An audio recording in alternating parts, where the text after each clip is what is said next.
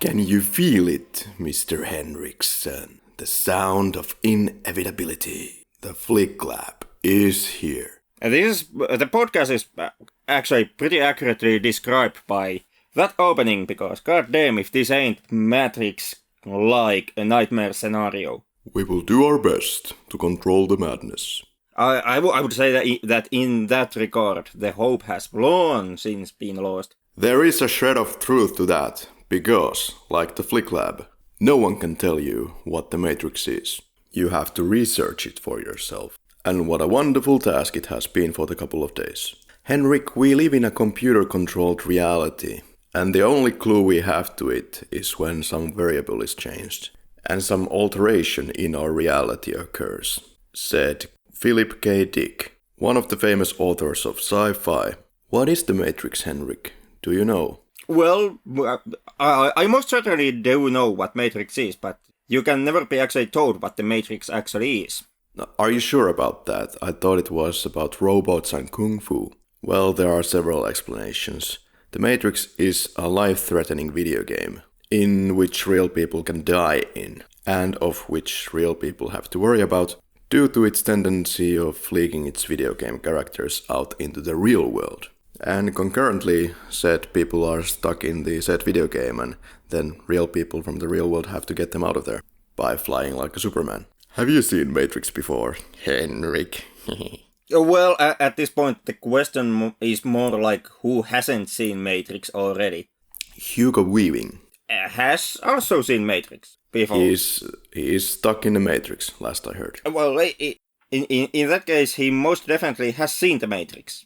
And is currently seeing the Matrix, and will see the Matrix. So Hugo Weaving has seen more Matrix than you and I two combined. This is getting more meta than you would like to think. Well, you are, once again, you are the absolute lunatic who insisted that we cover the movie in the podcast, so this is the downfall of your own making. It's actually the downfall of our listeners' making. We can thank our listener Teemu for this recommendation. Thank you for your great choice. Yeah, thanks a bunch, dude. Yeah, thank you. Sincerely, thank you, thank you. Very much. Extremely easy subject. Yeah, thank you for listening to this podcast. Yeah. Well, this is a movie inspired both by Akira and Ghost in the Shell. For the makers of the film, the directors, the Ghost in the Shell inspiration is evident, but from the rest of the crew, there is also some Akira inspirations. Yeah, well, when it comes to being inspired and drawing influence from other works of creative fiction, you of course have to take note that being inspired can mean other things than simply, taking elements from that film. It can also be the way how you, for example, compose action and how you shoot your narrative. It can be about how certain concepts work in your film. For example, for example, the city in Matrix is being portrayed. This maze of its own that can swallow you and where you have to kind of constantly look your way out of and around of. And it goes to a point where it's half of an entity, but it's not entirely entity on its own right. And that is, for example, something that you very much see in the way how the city is being portrayed in Akira and in Ghost in the Shell. So all of that also is getting inspiration from those two films and getting inspiration from anime altogether. Otomo Katsuhiro was the co-writer and director of Akira. And that was kind of an inspiration for John Gaeta or however you pronounce that, for the bullet time effect. Well, there is also the fact that Wachowskis themselves have been extremely open about that. They drew a lot of inspiration from comics and anime. And in both of the cases, the comics and the anime in question has never been completely defined and named the precise works for where they have drawn inspiration. So in that case, it's also kind of a false to us to try to take that notion that they drew inspiration from anime and then look at the film, and from that and from our combined understanding of anime, try to connect the dots, what possible anime films may have been influence for the Wachowskis. You're never going to get just a complete list of all the elements that has been inspiring the makers of any artistic product. Quite right. Do you remember when you saw The Matrix for the first time? I was about a kid. It was when it was playing in theaters, and I was way underage to see it, and I actually had to bribe my best friend's big brother to kind of be our quote-unquote legal guardian so that we could get inside the theater. You have been a movie buff from a very early age, Henrik. I started when I was... Would have I been like 6 or 7 when I started to really get into movies and watching a lot of movies. You became a consumer of home entertainment. I became a passive consumer of pop culture. And if you go with the philosophical inspirations of this film, that's actually quite the sin. My story was less fabulous, let's say. My friend and his brother had a DVD player and they were ecstatic that they had one at the time. They also had Matrix for it, which I knew completely nothing about at the time, but I knew that it was kind of the gateway drug to the world of DVD. That was the great film that for many people was an inspiration to change their VHS machinery to DVD machina. It was one of the first DVDs ever released, and I had the pleasure of watching that film for a little while there. I have to say I wasn't completely blown away like everybody else. I'm not surprised the least of this notion. And you're going to get more of that in this episode. Most likely, because I was actually expecting this, because I'm certain that this episode will be a complete kind of a mental clusterfuck for you. On the contrary, the film itself is a clusterfuck that nobody has to this day unclusterfucked, because that would be impossible. But yeah, that being said, my friend was notorious for watching terrible films, and I was just imagining that The Matrix would be a natural continuation of that said line of stinky films. Of course, as the years have gone by, I've started to like it more, and I've actually watched it out of my own volition. But more importantly, Henrik, The Matrix is known for its visual effects, cinematography and entertainment value, and has raised several philosophical ideas, which we will get to.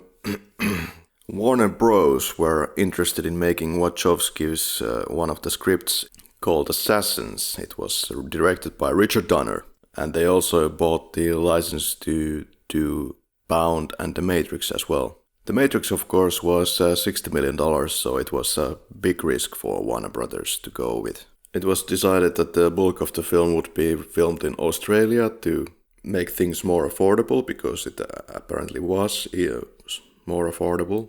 And the film became a co-production between Warner Brothers and Village Roadshow. The actors were also required to understand and explain what is the Matrix. Jean Baudrillard wrote the Simulacra and Simulation, which was mandatory reading for most of the main cast. And for this podcast, I read it, unfortunately.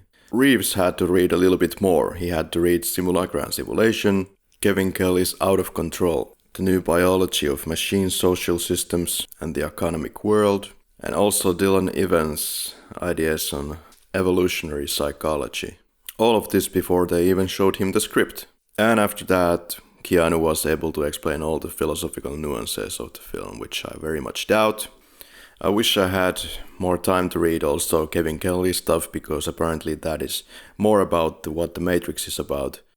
And according to the writer of Simulacra Simulation, they have completely missed the entire point of Simulacra and Simulation in the film. So, of course, the directors are also big fans of Hong Kongese cinema and martial arts, so they wanted to incorporate all of that into the film. And one of the important characters behind this film is Yu Wun-ping, a Chinese martial arts choreographer who was invited for the project. First, he was not into the project, didn't want to join, and to avoid joining, he made an exuberant amount of money offer for them, for the project, for his contributions, and then they actually accepted the offer, and he was surprised. So he joined the project. Of course, the film is also known for the bullet time effect, which the film basically invents here. It enables the shot to progress in slow motion, while the camera appears to move at the normal speed throughout the scene. The term bullet time is for the first time mentioned in the Matrix script and was further popularized by the video game Max Payne.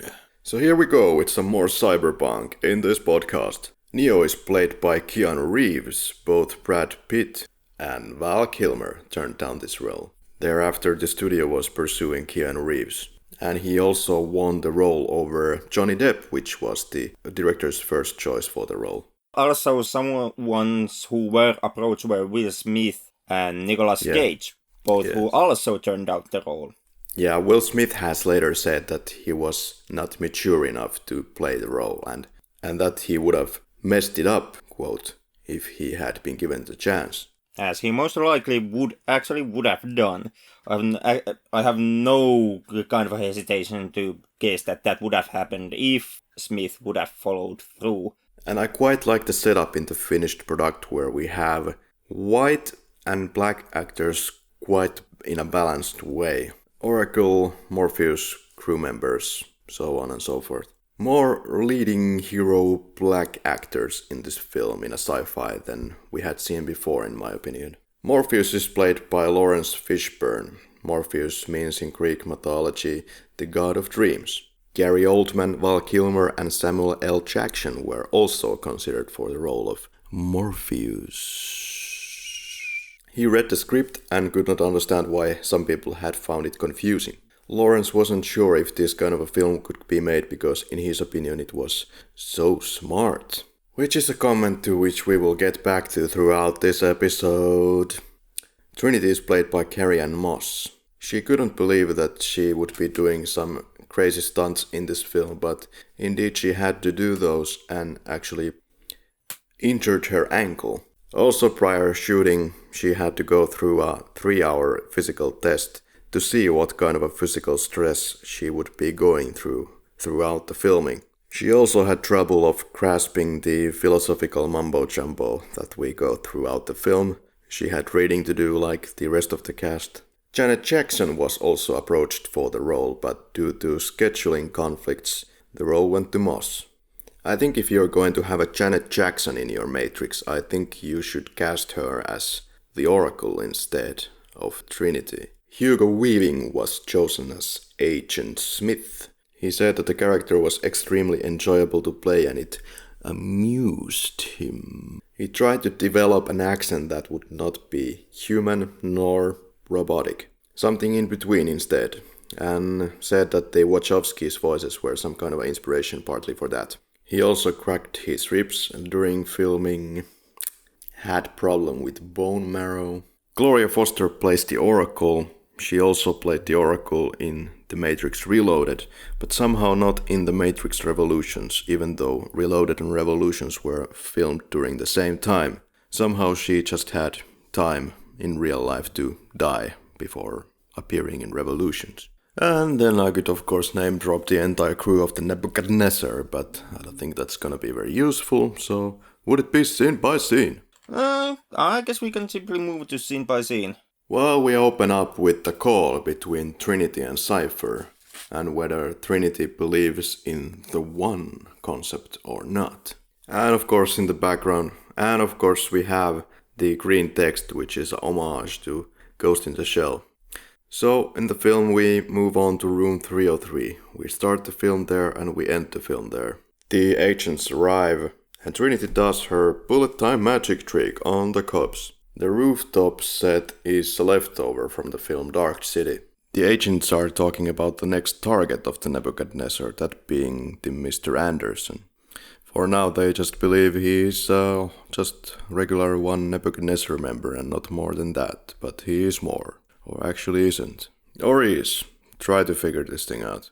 Henrik, anything else about the revolutionary bullet time? Well, only the notion that is basically opening your film 101. It opens the film right off the bat with a bang. It showcases you what kind of experience you are in for, and it starts immediately kind of highlighting the mysteries of the world. It showcases you that there is something obviously at play, behind the film's universe, because what you see is not humanly possible, and the other characters also point this out. So when it comes to film openings, I would say Matrix has one of the strongest ever made. Yeah, I guess it builds excitement from the get-go. The crew was very well prepared for the film. They had over a 600-page, what is it? Well, not that. Yeah, that storyboard to get every shot into the book. They had. Making that is kind of filming 101 as well. Wachowski's notably have had a previous background in comic books, both as fans and as creators, and that is something that really did show throughout the process of designing the film, because basically the entire film was, as you pointed out, it was meticulously put to the visual screenplay. Trinity jumps through the window to the next building, gets to the phone booth. So Trinity gets to the real world, while in the Matrix we are introduced to Neo, who lives in room 101, which is, or can be seen as a direct reference to 1984 by Orwell, if you want to take it like that. The room where your deepest fears are kept, except they kind of aren't in this film. There is Morpheus articles on the screensaver of Neo, and like in every Matrix film, it starts with Neo waking up and Trinity being in distress. Neo sees messages on his monitor. It's Trinity writing him some epic stuff, and somebody knocks on the door. It's the friend of Neo, Joy, who wants a disc containing who knows what, and gets it. And Neo gets money in return. Yeah, it was that golden age of early 2000s when a completely mysterious data slate easily was worth the $2,000. And the disc is in between a cut simulacra and simulation book, in fact. And Neo sees the bunny tattoo on the girl, and then deduces that this is related to Trinity, who was just writing about wabbits, and is a reference also to Alice in Wonderland. Neo joins the gang and then goes to the party, which he shouldn't do because he should be working in the morning.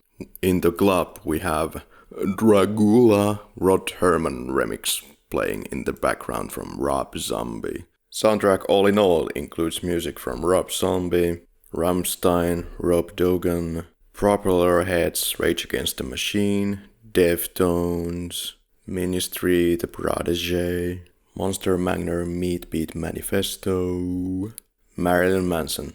The Trinity appears, maybe the sexiest introduction to any character in film history.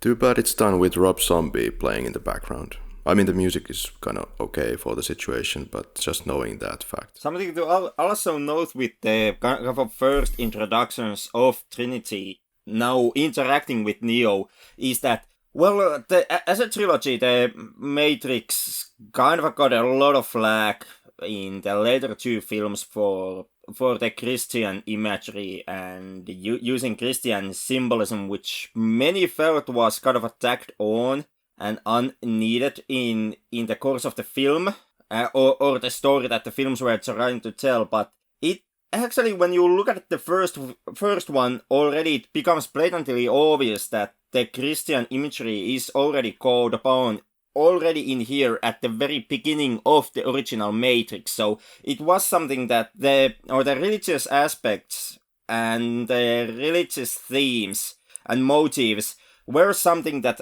has always been part of the franchise almost from the first 5 minutes onwards, and was not simply something that the Wachowskis found to add into the story in the later sequels. Yeah, it's all over this movie also, in fact. They say that this movie has ideas of Buddhism, Judaism, Hinduism, Christianity, and who knows what. Yeah, I mean, the Trinity herself, as a name, is kind of calling into the Holy Trinity. And Neo is kind of he's already in here, he's portrayed as a kind of a Christian Jesus figure. Someone who comes from the outside and who, in the end, has to sacrifice himself to Well, even in here it's to save Morpheus, but also through Morpheus the crew of Nebuchadnezzar, and also the inhabitants of the city of Zion. So there is also that Caesar's aspect and the whole theme that you kind of have to die in order to resurrect your spirit and shed away your ego. And also the way how Smith in the end ends up dying at the very end. There also you can see the Jewish imagery that you pointed out. Yeah, most definitely. It will be good to look at all the Jesus stuff near the end of the film. I'm sure there's a lot to talk about. Trinity is being very cryptic in this scene, just throwing lines like, "They're watching you, Neo." Of course, it's kind of typical movie making, I guess, to make you intrigued, and that's what I guess Trinity is doing right here for Neo, to make him join the kind of anti-Matrix movement, and says that it's the question that drives us, even though the question has not been introduced to the audience prior. The first natural question that would come to the audience's mind is probably, what's the meaning of life? But the question, as we learn, is, what is the Matrix instead? It's a really odd concept that we will get to. But first, let's get back to work. The scenes that happen inside the Matrix have this green tint to them, and the blue color is concentrated on the real life scenes, which is kind of interesting if you think about, color sciences. That makes the real world kind of look pretty cold. But then again, that's what they're gonna do with everything in the real world. It's made to look pretty grim. Well, it is and it isn't. Like, the real world of the film as a world is kind of a miserable place, but how the world is being depicted in the film through color, through lenses that are being used, and even through with the aspects you are being shown, especially in the sequels about the city of Zion, all of those actually are pretty warm, even joyous. Like, there is humanity in those aspects that is completely avoided in the sequences that happen inside the Matrix. Well, I disagree completely, because the real world is always depicted as something that is very ugly and uncomfortable. Which of course in a way makes sense, because they are underground and they don't want to be there. They want to get to the top and continue doing their human thing and keep destroying the nature. But anyway, the Nebuchadnezzar shots are aching something to Alien Resurrection color palette. Hopeless, dirty, uncomfortable, unappealing. Well, but once again, the color coding of those scenes that happen in Nebuchadnezzar, in those, what they invoke is that light blue, which is the dominant color in those scenes, and that is a hell of a lot warmer color than the industrial green, kind of a toxic green, which they instead use in the Matrix sequences. And also the lens techniques that they use in Nebuchadnezzar, they use a wide lens, which obstructs the background image and highlights the actors in front of the image. And in this way, it pays more attention to the humans inside the spaceship.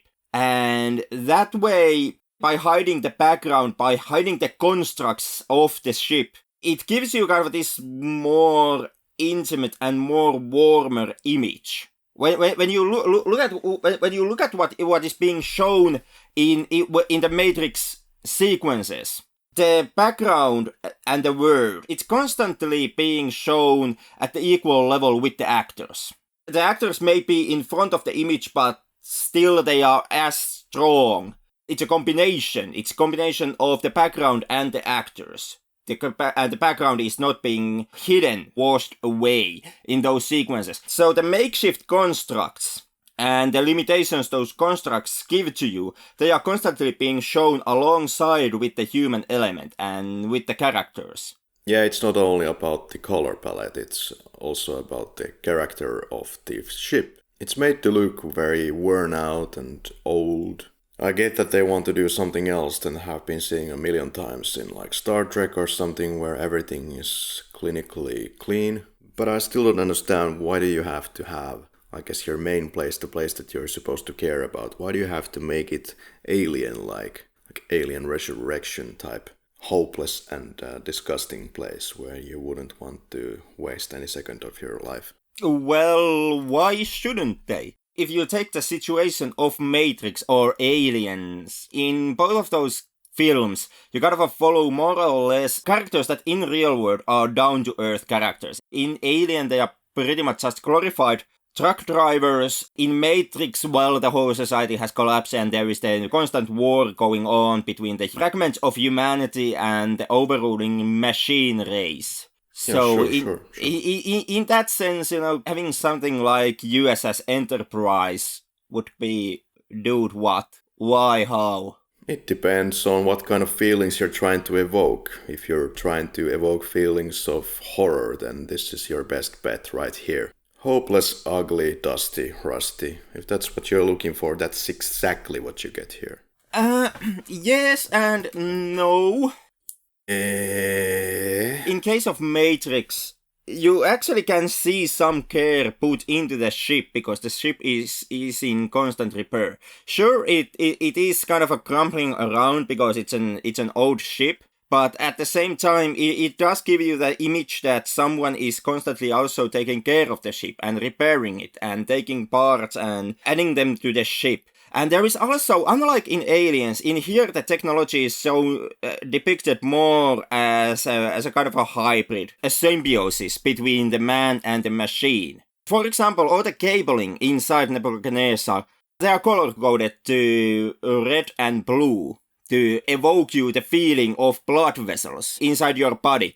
In that way, there is this connection of the vessel itself, also kind of being a life force, being a blood distribution system that allows the characters to continue existing. At the same time, while it's being ugly and it's being in repair constantly, it also is something that is shown to be a safe haven for the characters, and something that allows the characters to constantly move forward, and something that without it, the characters actually couldn't do anything. They would be completely hopeless. Yeah, it's their safe haven. Ugly nonetheless. Well, yes and no. It is ugly in a sense that it's not your clean, almost sterile bridge that you get in Star Trek. No. But I wouldn't say it's completely ugly either, because there is that connection between the characters and the ship. And that connection also is something that I felt that is not present, for example, in Alien films. Okay, we have to deduce it's subjective, I guess. The costume design is very important and very well made in this film. For example, Keanu Reeves' office suit is kind of disheveled, out of place, uncomfortable. Of course, with a plan to make the Matrix feel very uncomfortable. Well done psychological tricks for the audience. When they shot this scene, Keanu Reeves was still recuperating from his neck surgery. He was in the same state also when filming the interrogation room scene and the car ride to the Oracle. Mr. Neo hears that he has a problem with authority. It's great to have the glass wipers outside the building, adding additional points of interest during a scene that would otherwise not be as engaging, probably, just to keep the viewers' interest going. Henrik, do you also get your FedEx packages with a similar type of attitude that you really don't care or remember if you have ordered anything, for example a late 90s cell phone? If I would get FedEx packages, most likely yeah. Haha. The FedEx guy says, "Have a nice day," and Neo gives him this odd stare, like, this is the first time in my life that the FedEx guy says, "Have a nice day." Morpheus and Neo say hi to each other via the phone. There are agents coming to the office. Oh shit. Yes. So he tries to take the scaffold to get to the roof to meet Morpheus and escape via helicopter or something like that. Most likely to ground level so that he could reach the motorcycle that Trinity is driving. If so, then they would have to probably take the elevator from the top down, and that's kind of a risky move as well, but maybe it's like you said. Morpheus leaves the decision-making for Neo, and so it happens that he will choose the interrogation. And it's pretty smart filmmaking at this point. We are not making Neo to be some kind of a Superman just yet. There will be some hardships before that can happen. In a lesser film, Neo just would have gone to the bike successfully and that's it. It would appear that Mr. Anderson has been living 2 lives and doing exciting stuff with garbage.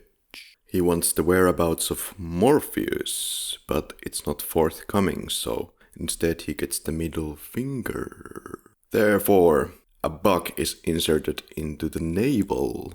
A scene that actually took 5 hours to film originally, and that was 5 hours that Keanu had his mouth blocked by the prosthesis that he's wearing during the scene, meaning that he was unable to open his mouth and communicate with the outside world except by writing his questions and comments on pieces of paper. Or just take the mouthpiece out of your mouth. In which case you would have actually broken it and there would have been need to remake it and reattach it. Interesting then that they didn't do it just simply with some kind of a overall mouth green screen paper. Yeah, it is actually quite interesting exactly how much of practical effects the Wachowskis actually used throughout this film. Because a lot of the things that you would firsthand expect to be CGI is actually enormous practical sets.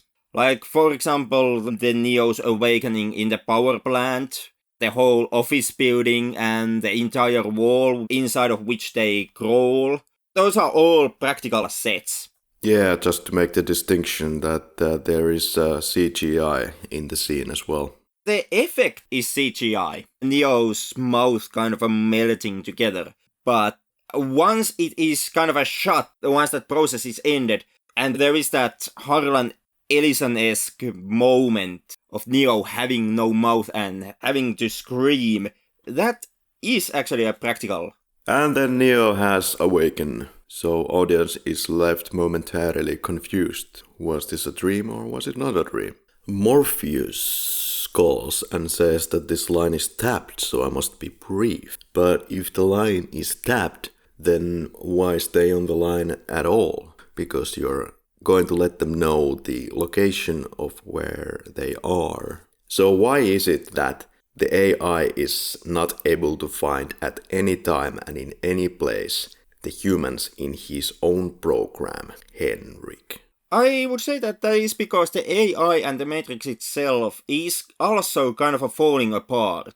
Already at this point, it is a running theme in the later parts of the trilogy. Yeah. Where they raise up more of the point that Matrix is kind of in a crashing point. That is the whole meaning of Neo's role as the chosen one. Neo, it is revealed, was it in Reloaded, that what Neo in the end truly is just a man who has the Matrix boot disk stuck in his head. So that Matrix can be rebooted because it's already almost crumbling down. And you can already kind of see it, although pretty damn quickly in the first film, in the woman in the red dress sequence. If you look at the image closely, you actually see that they are using a lot of twins and triplets in that scene, and all of the twins have been clothed the same way, like they are wearing the same pair of clothes, giving you the image that even already at this point, what the Matrix is doing, it is reusing character designs, and it's spamming NPCs all through the scene, simply to show you that, give you the illusion of a real world. That is very interesting, Henrik, but the first Matrix never exemplifies and explains why, for example, the agents are completely unable to just delete the humans from the Matrix with the push of a button. And no, but that kind of comes down to with Wachowski's from the get-go designing the whole thing as a trilogy. The common consensus when it comes to Matrix films is that they wanted to simply make this one film and it became hugely successful, so that then they came back and just later on designed the sequels. In reality, if we go by the word of the actual creators of the film, from the day one, it was designed to be a trilogy. So there is a lot of stuff that is kind of shown to you and given to you in a bare bones concept here in the first film, and then it gets returned back to in the later films. This goes to the religious themes, this goes to the philosophical ponderings, even how the characters and the Matrix itself works. More likely explanation is that the Wachowskis just realized that the easy way to go about this to make a 2-hour film is to make it so that for some odd reason the Matrix is not able to control everything and anything at any time, because it would make for a 5-second film. So Mr. Anderson is now in the car and he's been pointed by a gun and is already ready to leave the car, but Trinity says that if you go out, you know exactly where that road ends. Yes, I realize that's allegorical, but where does it end? Meaningless death, meaningless life, something like that. The way I took it and how I believe that the film was meant to be taken is that it actually would lead back into Neo's boring everyday life, where he would never actually get the answer to the question, what is the Matrix? Yes, basically the same thing that I just said. So we remove the bug. Many technical cases in the film are given natural, like words or features. Vis-a-vis the description, the bug is actually a bug, as an example. Even more so in the later two films. Quite right.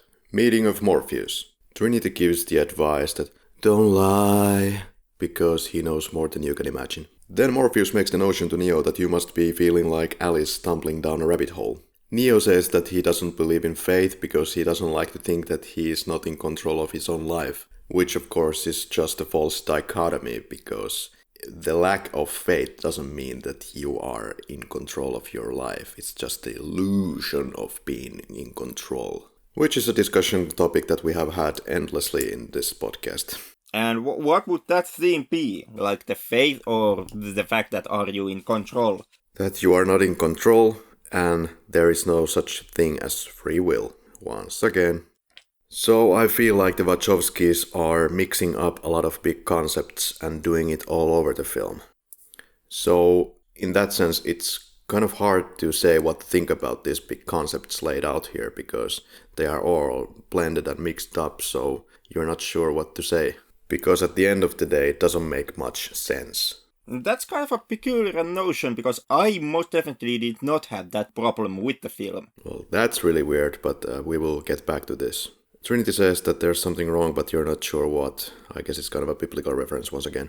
It's also a reference that has been hugely taken over by the alt-right movement at this point. Alt-right, the flat earthers, and pretty much every Yahoo faction that we have in the modern world. Pretty much everything in Morpheus, surprisingly, has changed into quotations and images that are constantly being used by a certain type of societal groups.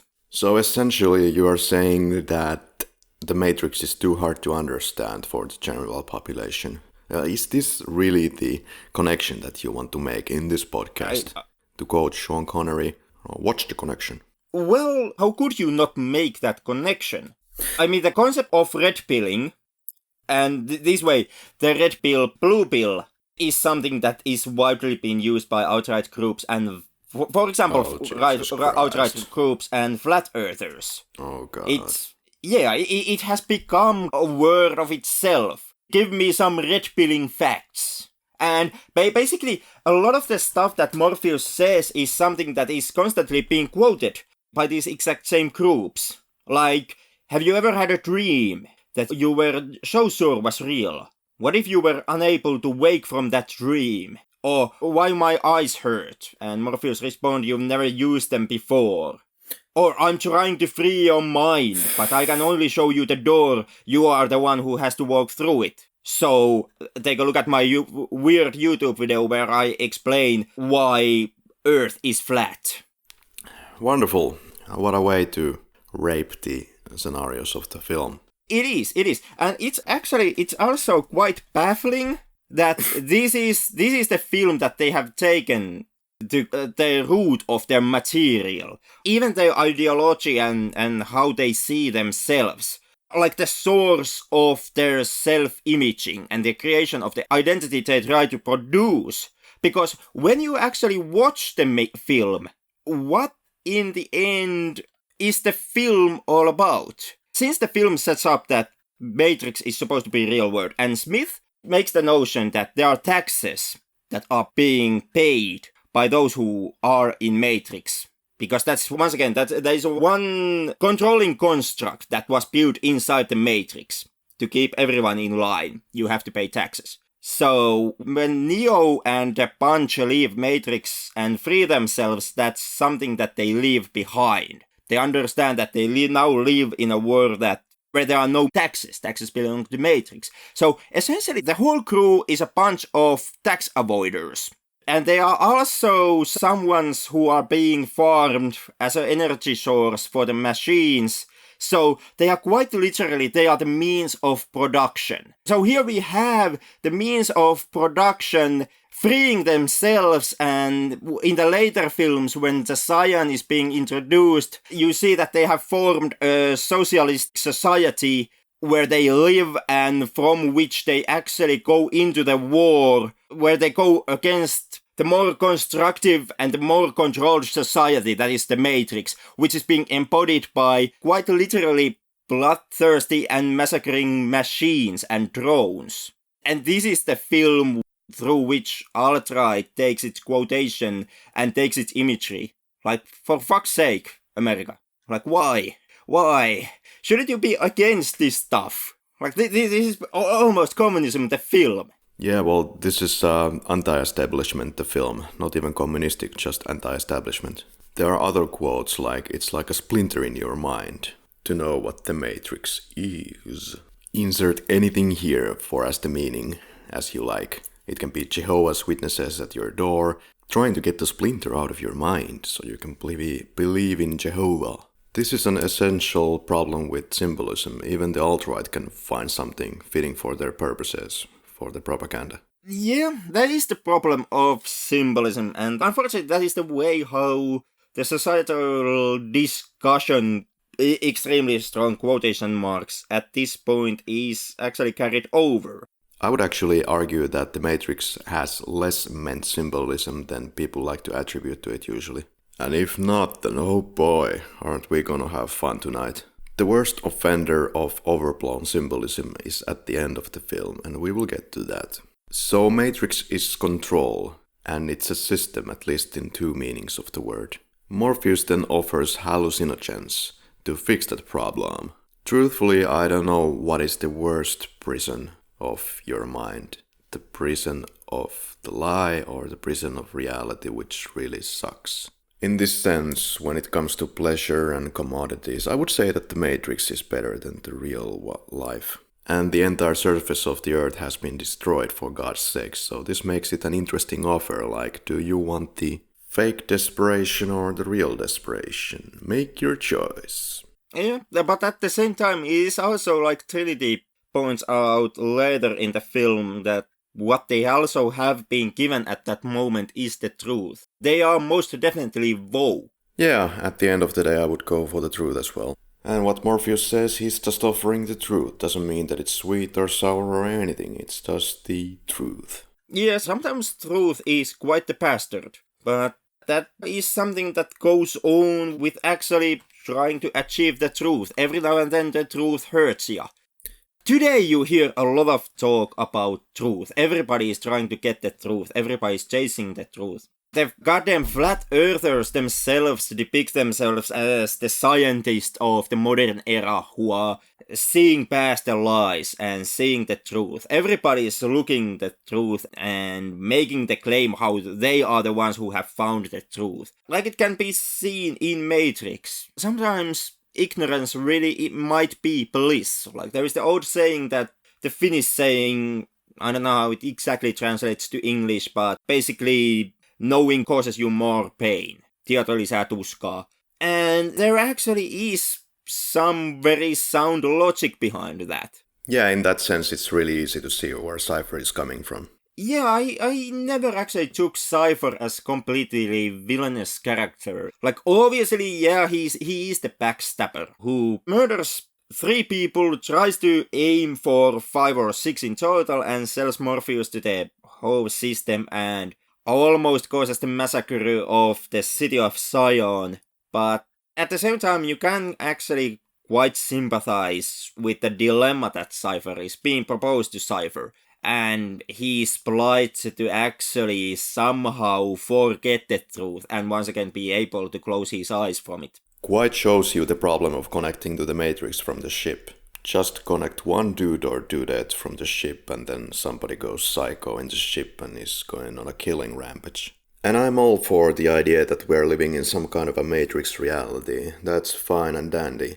But what I'm less accepting maybe is the possibility that we would actually be existing anywhere else outside of the possible simulation. And I'm also less accepting for the idea that we'd be used as just some kind of energy source. They could have just used antelopes, giraffes, or elephants, or... Yeah, that bio battery plot point, which everybody has rightfully criticized. To the films, or not the film's defense really, because that is what in the end there is film, but when it comes to the bio battery plotline, I've understood that that was actually something that was mandated by the producers of the film. Like in the original script, it was meant that the humans are being farmed so that their brains can be used as processors. What was done to humans was done in order for the machines and the Matrix get more processing power, which actually makes a hell of a lot more sense that the whole bio-battery stuff, but the producers felt that that whole humans as processors and using brain as a source of processing power would be too complex for the American audiences, so they demanded something a bit more easier to grasp. Well... So now it's humans are a bunch of AAA alkali batteries. Humans have to be kind of kept in check and in line for you to actually be able to control them. Obviously, if you really wanna get, down and gritty with this stuff, obviously you can make the case that, and this applies more to that bio battery plotline, that the Matrix in itself is not needed. Because you could simply paralyze the humans, you could tie them down, or you could simply, cause them permanent brain damage, which would once again keep them docile and keep them in those pods. So you wouldn't need the Matrix to work as an intelligent prison to keep control of your batteries. But if you would take the processing power, in that case, there would be the point that the Matrix also gives constant stimuli to human brain and activates the brain. And in that sense, I could see that could actually help the cause of using the human brains as processors, because that would actually advance the brain. It would make the brain more productive in that sense, because it would evolve throughout your lifetime through the stimuli that you are being given, and it would constantly bombard by less enough stimuli. Enough stimuli that, the brain is constantly active, but not so much that it would overwork the brain, so that you couldn't use it as a processor anymore. Right, but if you're just harnessing energy from your humans and keeping them in your pods, and the distraction for the humans is to keep them connected to the Matrix. So if you're talking about harnessing processing power, you're saying that the scenario in your scenario would be the same, that they are also kept in their pods and also kept connected to the Matrix. Yep. Okay. And the whole concept of the Matrix, in my opinion, it makes more sense to exist in the film's universe if they would have kept that people as processors plotline. Because the Matrix kind of becomes too complicated safety mechanism to guard your batteries with the plotline that the film now gives you, that they are simply farmed for their energy. But in a sense it makes sense because they don't have sun, because the humans apparently have messed up the surface, so they can't have their sun. So now that they're out of solar power, they have to have some other means of harnessing power. Theoretically, if you would go with the processing power route, then probably outside it would have been peachy and sunny. Well, not necessarily that. It could simply be that the machines have found another way to actually, or they wouldn't have been solar powered in the first place. Maybe, but this is what the story of Matrix gives to you. That it is, and if the rumors of the producer meddling are true, it's once again goes to show you why every now and then the producers should simply be locked in a room completely different from the one that where you are actually designing and making your movie. And to get further deeper into the film's imbroglio, is the glass eating Neo eating the fake Neo or what? I guess it's anyone's guess. He's being consumed by glass. And just before the glass eats him up completely, he wakes up in his pod.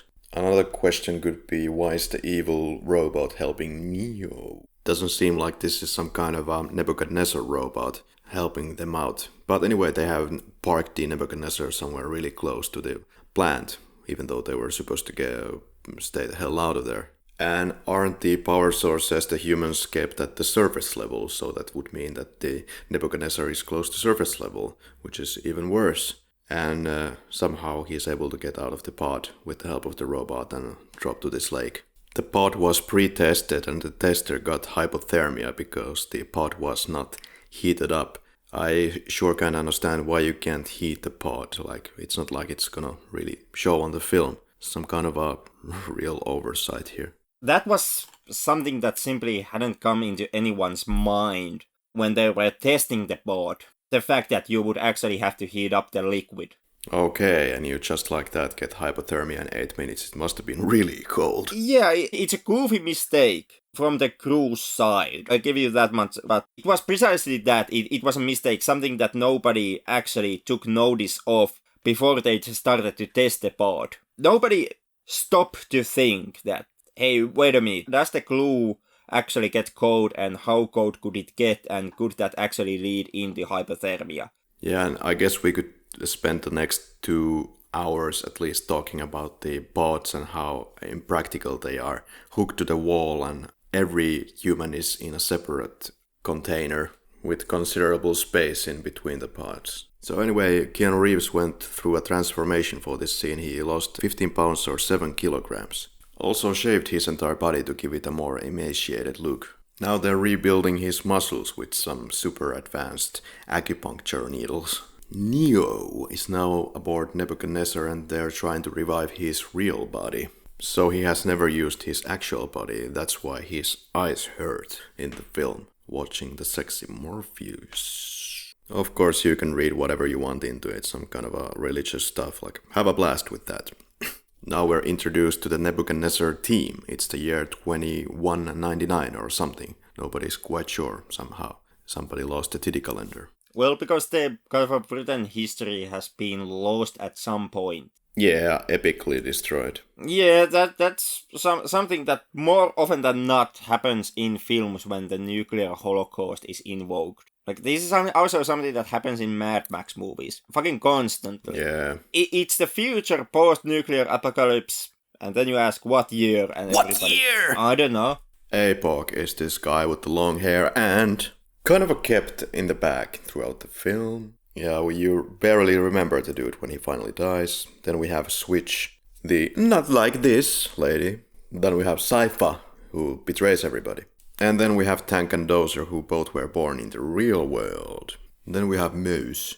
He's the one who programmed the Red Lady and he's completely obsessed about his own creation, the young guy. So Neo wanted to know what the hell the Matrix is, so we jump with Morpheus into the loading program. It's a residual self-image, mental protection of your digital self that you're using inside the loading program. Go ahead and read it in whichever way you want. The real is just electrical impulses sent to your brain. So once again, basically, I think the Matrix is telling us that there is no self, at least in the Matrix. Well, it kinda does and it kinda doesn't. Like, when it comes to the point of self and being real, that is something that became the very touching stone of the entire trilogy. That is one of the main themes which gets revisited throughout each and every film. Like, what is real and do you have free will? Yeah, Matrix Reloaded jumps into this stuff even further and the whole complexity of yourself. Yeah, Reloaded basically expands massively into the whole mythology and psychological points. So go ahead and scrutinize that and drive yourself crazy with that. I mean, if you really start to scrutinize what is being said in Matrix Reloaded, it doesn't make any fucking sense. The dialogue or you not being real? The dialogue? Well, how come? How come? Especially in the first one, but I would say that throughout the entire trilogy, the dialogue when it comes to these philosophical themes, it's not that hard, actually. It's very layman's discussion that they end up having. Oh yeah, for example, with the architect, where he's not making any fucking sense when he's starting to get deeper into the concept of existence. So in my opinion, The Matrix is a high concept hokum, brainless entertainment. Yes, it's tapping into the major domains of philosophical or spiritual themes, not staying concise with the ideas that it's tackling. So it's kind of a more entertainment. Not even being completely original with that. That's a common argument that is being loaded against the films. That they are make-believe philosophical. And they are not really philosophical in any sense.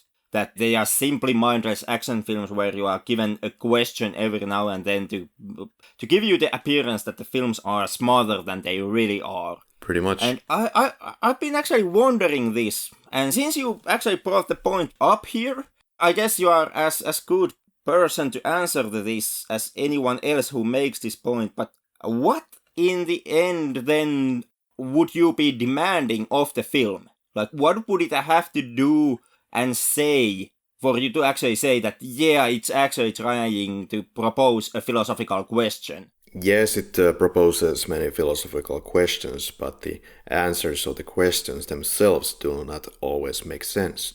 If you want me to break down now the dialogue of Matrix Reloaded and the Architect, I think we need another episode for that one. How come it's not making sense? Well, I mean, the questions really ain't that difficult in the end. The concepts are deep, I give it that much, but what is being said is actually being said extremely clearly. You don't even have to really know any of the philosophers whose theories are being revoked in the films to understand what they are being talking about, because they state out any given viewpoint quite clearly. It's not about if it's written in layman terms or not, it's about the fact that it doesn't make sense. We could of course talk about the dialogue of the Architect, but we need a Matrix Reloaded episode for that, so we can dissect it piece by piece, where he talks about what the Matrix is or isn't or whatever the fuck that is. But I haven't prepared for Reloaded for this one. Yeah, neither have I. I didn't check the later films for this episode, so I haven't visited the exact dialogue for quite some time now. But what I remember of the Architect dialogue and the character altogether, it really wasn't that hard to grasp. It's not about grasping it. I mean, I can any day of the week grasp it in the level that it's presenting it to me, but the level that it's presenting it to me doesn't make sense. That's the problem. Like, people who understand something about coding are actually looking for a chosen one, so to speak, to infiltrate the Matrix, to challenge the AI, which is the administrator of the AI program, in which the AI cannot do jack shit. But anyway, you have a system that is fiercely looking for an equilibrium all the time, and that's why the Agent Smith and the Neo explode in a glorious light at the end of the trilogy. So sounds to me that at the end of the day, what this boils down to right here at the Flick Lab is that you are willing to accept other things that I'm willing to accept in the film. And I would counter-argue that from all those points that you proposed, only the moment where Smith exits the program and comes to the real world of the Matrix universe, that is the only one that is kind of harder to approach as an idea. Basically, everything else is something that you more or less have seen rudimentary examples already in our world. Not in the high class level that as they are being proposed in the future of the Matrix films in 2100, whatever it was. But you still actually you see all these applications already in play in our world. You have the virtual realities. You have the thinking AIs, you have the creating AIs. You have your fucking cheat codes. And you have the ability to go code even without doing actual coding. So it's good that you mentioned the coding, because that's what Neo is doing kind of throughout the entirety of the film. Modifying, changing, cheating the code on the fly to his advantage once he gets experienced enough with that code. Also, there is the concept of the malevolent AI, which is also a thing we haven't really seen in the real world. A concept that you hate, by the way, but here you're willing to give it a full pass. I'm not giving it a full pass.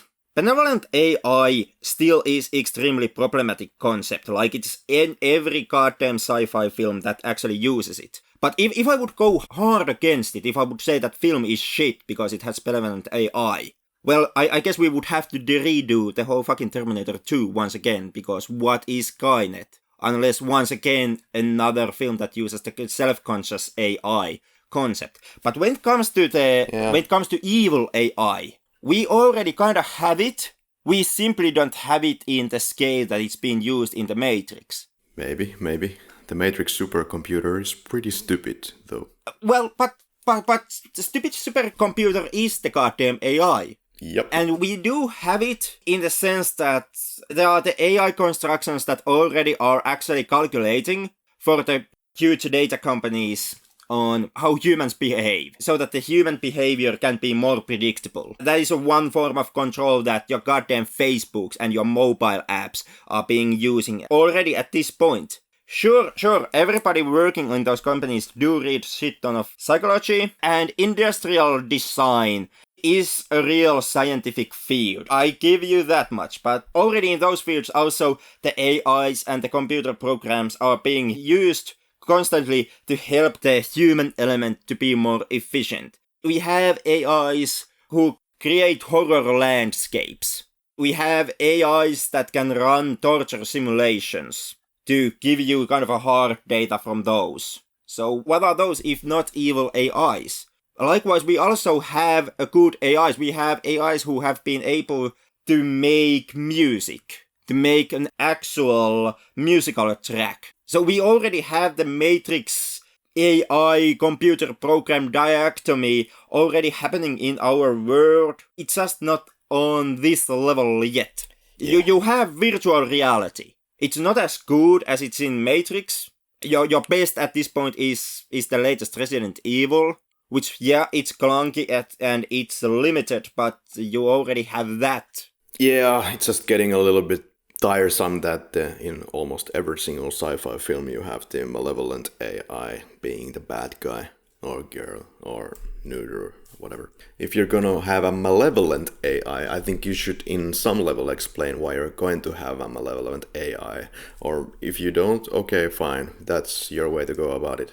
The AI could have a lot of information on how to make the world better, yeah? For example, by removing the human race off the face of the earth. But why? As an AI, you have the information and then you're going to use it for this purpose. Why? The motive is kind of given you in the Animatrix film, where there is the whole two films complete segment about the whole how the machines repaired. But if we are not counting in that... If you count Animatrix in, then maybe, yeah. If we leave that out of the discussion, are you proposing that the films that have the evil AI plotline should actually always strive to explain why the AI is evil? Like, what is the motives? Not necessarily. Are you demanding that from a movie that has the evil AI narrative? Not necessarily, but... So why it's a sticking point here, now all of a sudden? I didn't say that it's a sticking point, but I made the emphasis that it's getting a little tired. Because I believe there is no reason for the AI to do this. I certainly would like to know. Yeah, I see the need, or why the story needs to have the bad AI, because the characters and the heroes, they need an opposing force. Yeah. They need the villain. Yeah, so it's basically just the movie making things comfortable and easy for us. Well, pretty much, yeah. Unless you are counting in the Animatrix, which we can leave it out of the discussion. No, we don't have to touch that because I haven't visited the film for God knows in how many years. The film itself is kind of a shit. Yeah. The whole backstory of the Machine War storyline is kind of a shit. It's one of the lesser segments of that anthology, and you can and with the film you kind of end up in the troubling waters of, was this already pre-planned? Was these stories already pre-planned, or is it something that is being added to the mythos as the problems of the mythos are being presented? And because of all of that, I'm willing to say that we don't have to touch the Animatrix. We don't have to talk about it, but there was one interesting concept at least that we can talk about. The humans started to segregate the machines into different lands than the humans are in. So basically what I got from that is that the robots are simply minding their own business and they're trying to establish relations with their human bodies. Yeah, which ends up with humans fucking it up because they do not accept them as living, breathing, existing things in front of the UN. Something like that. It did draw parallels between the Israel-Palestine conflict that is actually going on in our world for even still, because the buggers really can't actually end it. Right. Well, anyway, that was kind of one of the points that the film was raising that I could understand. You know, this is the type of a conflict that is really hard to solve if there ever comes the day where the machines look like humans, act like humans, and appear to have consciousness.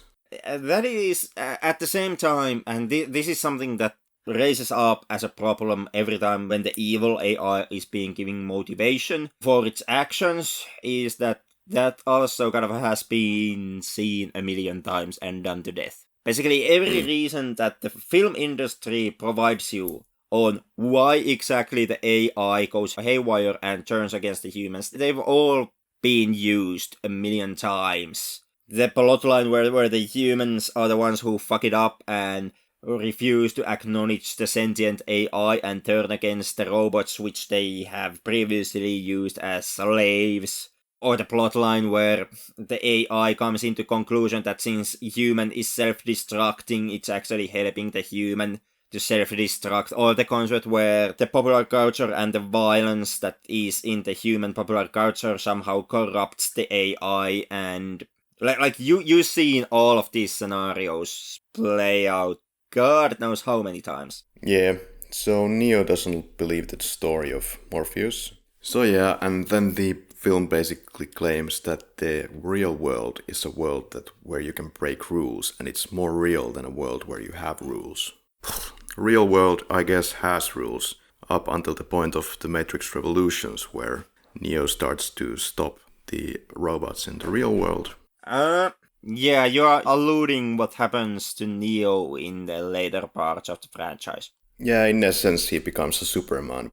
Thankfully, because, once again, like I've said, I do like the sequels, but I do admit that there are some problems in those, and the fact that Neo starts to have those superpowers also in the real world most definitely is something that I do have an axe to grind with the sequels.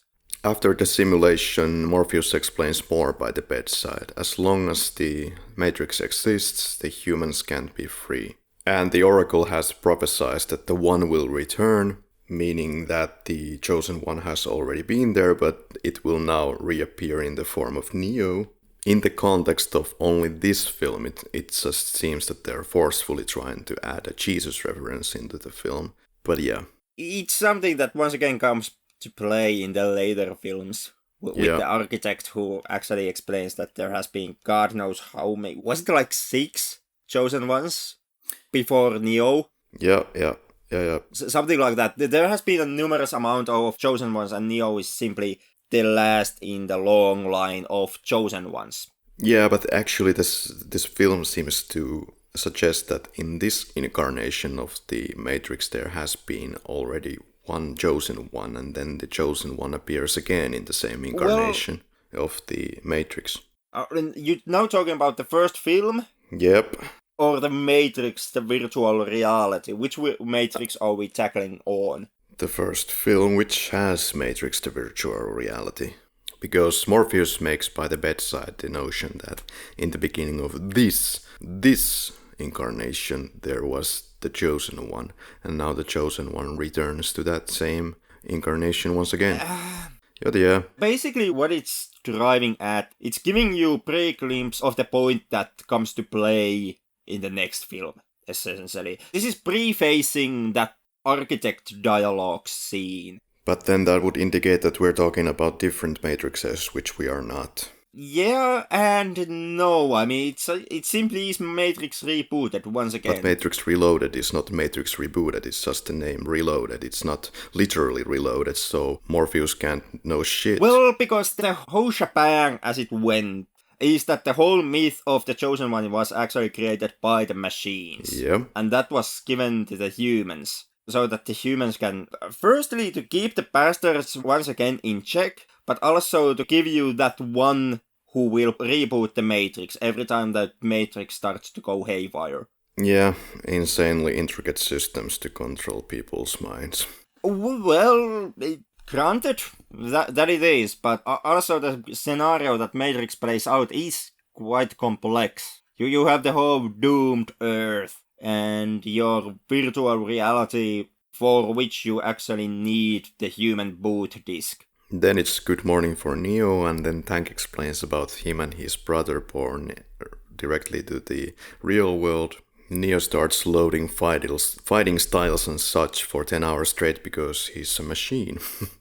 Then we get to the dojo, where Morpheus says the following quote: "Do you think my being stronger or faster here has anything to do with my muscles in this place? And don't think you are faster. No, you are." And this is kind of a woo-woo aspect of the Matrix that pisses me off. Don't think that you're faster. No, you are. And then you're just simply able to do the things that you can't do.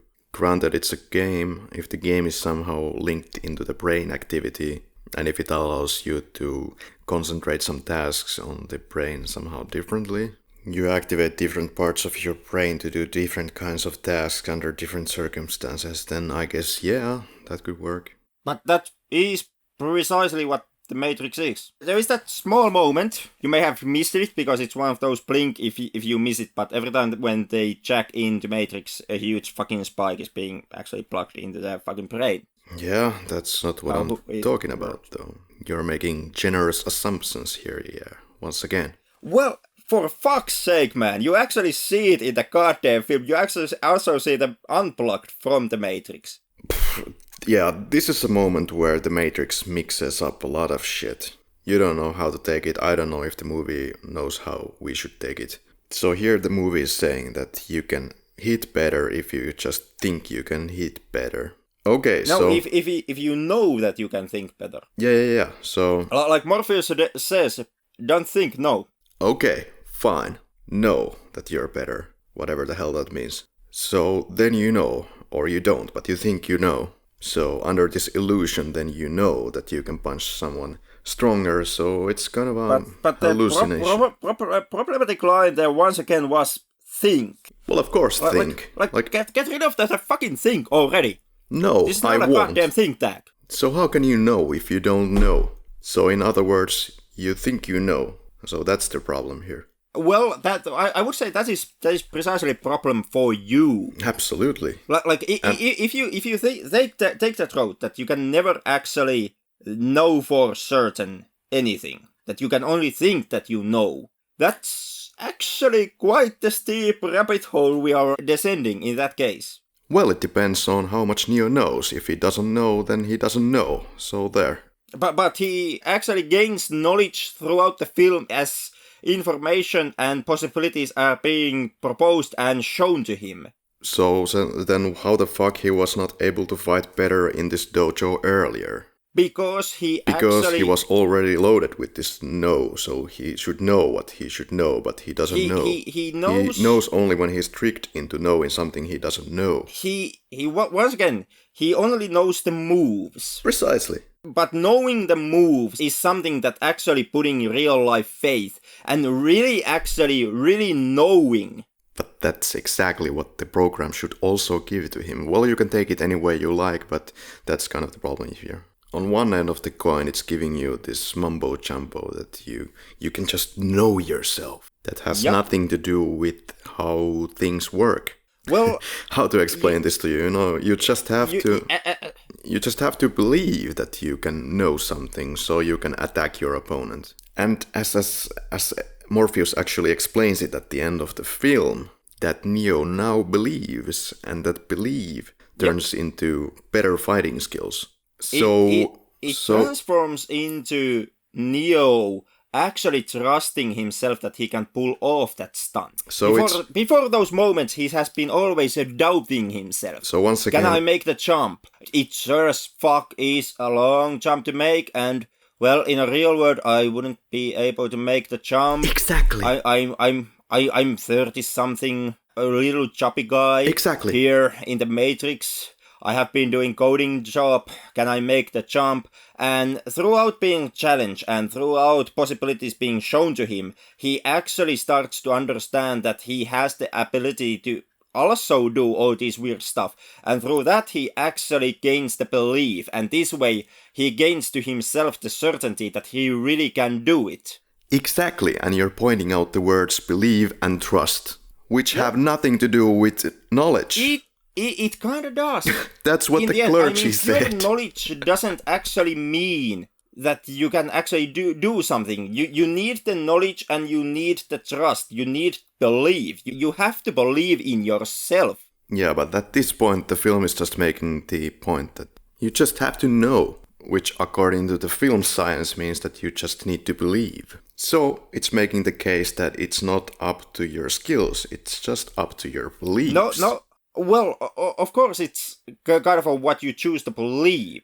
Because, once again, Matrix isn't a physical real world. It's a makeshift. Exactly, and therefore it should be as easy as pie. But for some reason it's not. Well, why should it be easy as pie? Well, why wouldn't it? Because the virtual reality you can do what the hell you want. Yourself. Because you really haven't actually given yourself the full belief that you really can do it. And then you just believe, and then you just know, and then you're able to bend the code on the fly.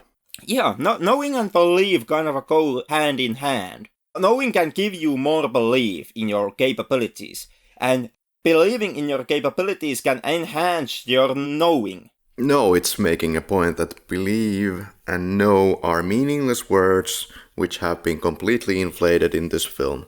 And that's pretty boring.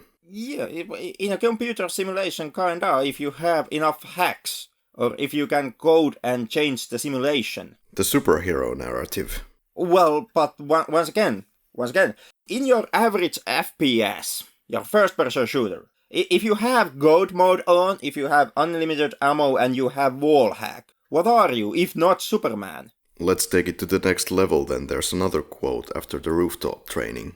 I thought it wasn't real. Your mind makes it real. Well, it's good for the movie magic tension, but it doesn't make any sense. The body can't live without the mind. Well, you can interpret that in millions of ways, but in a video game? Well, the mind can be damaged beyond repair, so that it actually ceases to exist. It's once again, it's the combination of actually having strong enough belief. So now the belief turns against you, and you believe that you're going to actually die, and you die. Belief is kind of a tricky beast. You're playing a video game in a cute pixel world, and then you're going to just die there. Okay. Well, it's not exactly pixel world. Well, then what is it made once of? again, the simulation is hyper-real. This is not your goddamn Doom 2. Well, according to the latest knowledge, it consists of pixels. This is notion of gaming that I can most definitely believe that is being upheld by a goddamn console casual. Casual? But you're saying it's not made of polygons, pixels, textures? You don't know. You don't know what Matrix is actually being built out of. You're using today's technology and today's existing graphic systems to explain the Matrix, which happens in 2100 something. Yeah, sure. Kind of fundamentals of gaming as we know it, but maybe we can skip that too. Trinity didn't bring meals to Cypher when he was a freshman. That's because she believes that Neo is the one.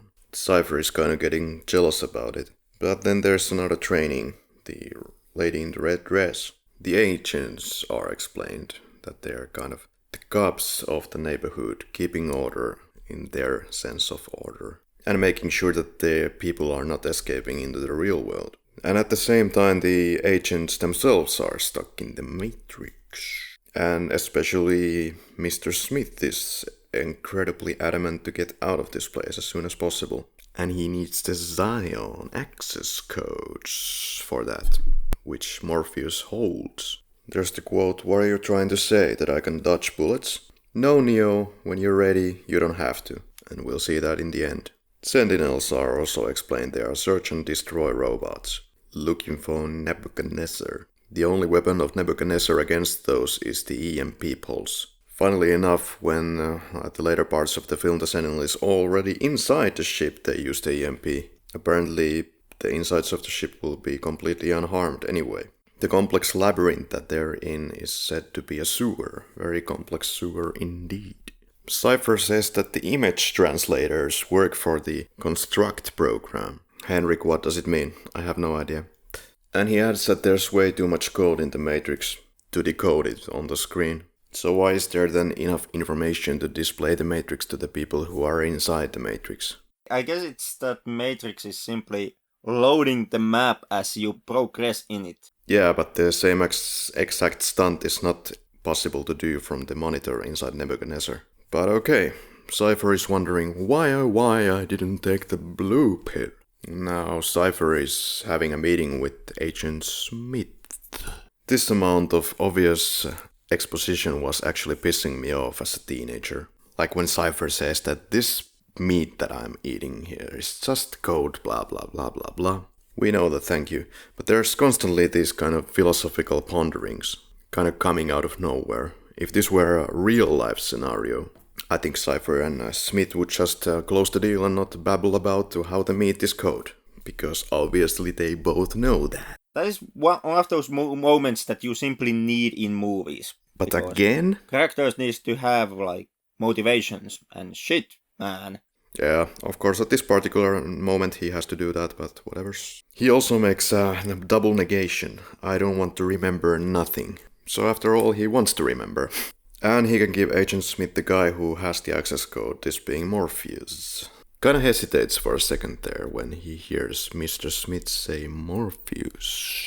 So he still has some feelings for the crew, at least for Trinity, and wants to pull this off anyway. So what did he want to remember? Beats me, but he did a double negation. I don't want to remember nothing, when he should have said, I don't want to remember anything, or I want to remember nothing. So kind of a grasping the nitpicking there, ain't we? This is the flick lap. This most definitely is the flick lap. Are we once again approaching that weird moment when we freeze the movie and check up one frame? Yup. Elongating these episodes for great loss of money and time. And listener patience. It has been pointed out to us. Yeah, so the next scene, tasty wheat. How did the machines know what tasty wheat tasted like? Is the question proposed by Mouse. That's a pretty good point. I guess they have made a pretty good effort. So they go into the Matrix and, yeah. Well, once again, like Mouse proposes, maybe. Good job. Exactamente. It's hard to say since in the situation that Mouse proposes, nobody actually knows what anything tastes. So like outside of Nebuchadnezzar, which is basically, and Zion, which are the only two places that actually give you real food. And we get inside the Matrix to meet the Oracle. The famous sunglasses from the film were designed by Richard Walker from The Blind Design. I checked the Trinity glasses on eBay and they were $1,000. That's kind of a hell of a sum of money to actually pay out for a couple of sunglasses. Yup, and of course during this very old landline phone scene we play very modern music. Main Beat Manifesto, Prime Audio Soup. Cypher drops a cell phone into the trash can for tracing purposes. And we get to the car. Neo makes the point that I have these memories of my old life and whether these old life memories mean anything because they didn't exist. So yeah, what actually happened to Neo when he entered the real world? Did he never exist? Or maybe he did, or kinda he did, yeah?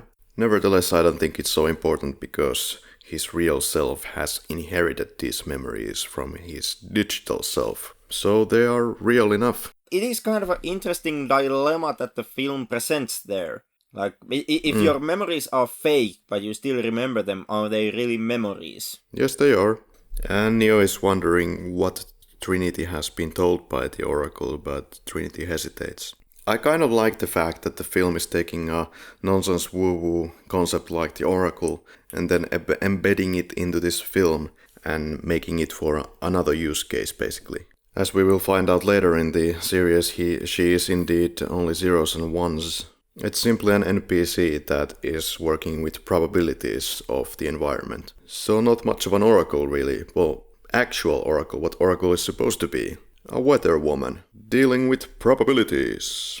So not really an oracle as we traditionally know oracle. Yeah, I liked the explanation of the oracle that was given on in the later films. That all being said, I still kinda don't like the oracle as a character. Or the scene where Neo visits the oracle. Really, I think it's one of the most legendary and most rememberable scenes out of the entire film. But what is she trying to do here? Why is she saying that either you or Morpheus will die? But that's okay, because you don't believe in that fate crap, honey. So take a cookie. You will feel fine. Have a nice day. Yeah, well, it is feeding Neo's own words right back at him at that moment. The kid, the potential as they call him, says that do not try to bend the spoon, only try to realize the truth. There is no spoon. It is not the spoon that bends, it is only yourself.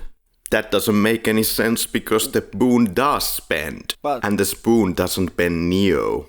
He bends the spoon by him bending or cheating the code, whichever the case, the spoon is being bent. Well, it is and is not because there is no physical spoon.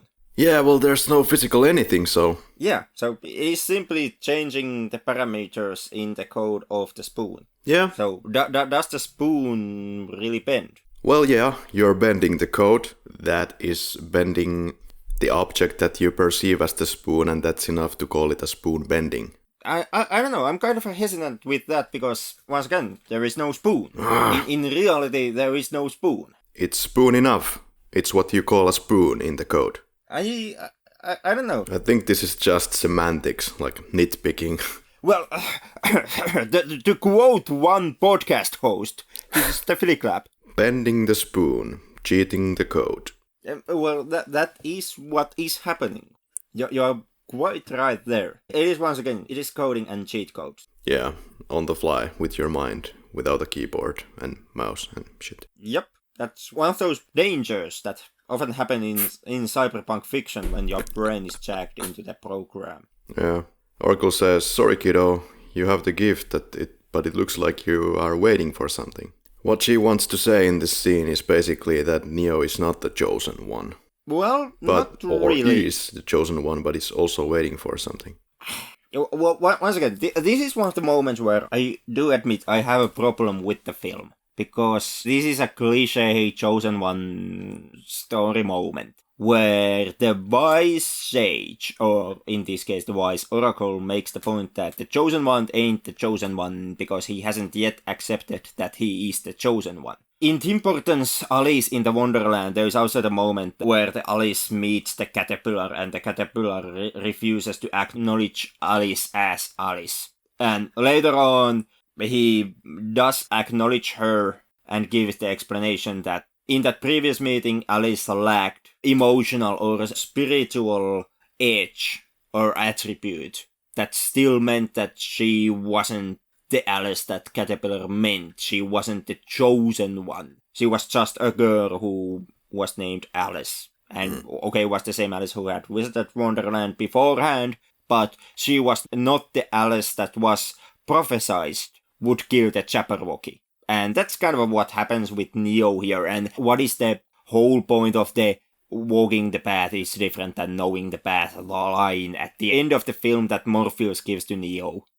Deja vu, black cat. It happens when they change something in the Matrix. Something indeed is being changed, and the change is so that they cannot exit the building anymore because it's blocked.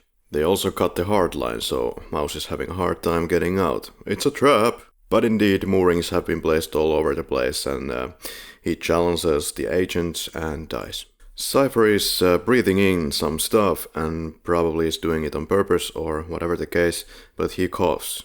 Now Morpheus does the superheroic stunt and goes on top of Agent Smith in order to protect the rest, and especially the chosen one, which has to be gotten out. He's all that matters. And for sure now Agent Smith knows that this person is really important. Since the use of practicals and enormous practical effects was mentioned previously, once again to highlight the point here, the whole bathroom inner walls set itself was actually a practical set that was really created. And to give you an image of the scope of how big these were, the inside the walls set down which they were climbing was like 15 meters high and goddamn 180 centimeters deep. And it was built from extra breakable material just so that you can actually get all that breaking stuff as they slide down, holding down on the inner walls. Yeah, and also one stunt actor got hurt pretty badly. Well, yeah, not only stunt actors, this is the famous moment where Hugo Weaving himself actually got a couple of his ribs broken when Laurence nicely kicked him in the chest. And I understand he also got some leg problems prior shooting in the foreman training. Yeah, he did. He also did have to go through surgery while in training. And that actually turned into a friendly chat between him and Keanu that they would constantly ask from each other, how's the neck, how's the leg? Yeah, and there was also problems with Keanu. He got his back injured, which caused the paralysis in his legs. The neck was operated and he was back to the sets. Of course, he was unable to train his legs at the time. For the first 2 months of the training, this problem was there. But he also did something during the last 2 months. But when filming the leg kicking scene, then there were some problems. Yeah. They couldn't pull off the kicks on the first go, but on the next day they tried again and they got it on 3 takes. Yeah, there'd be even more rambling about the whole Keanu Reeves.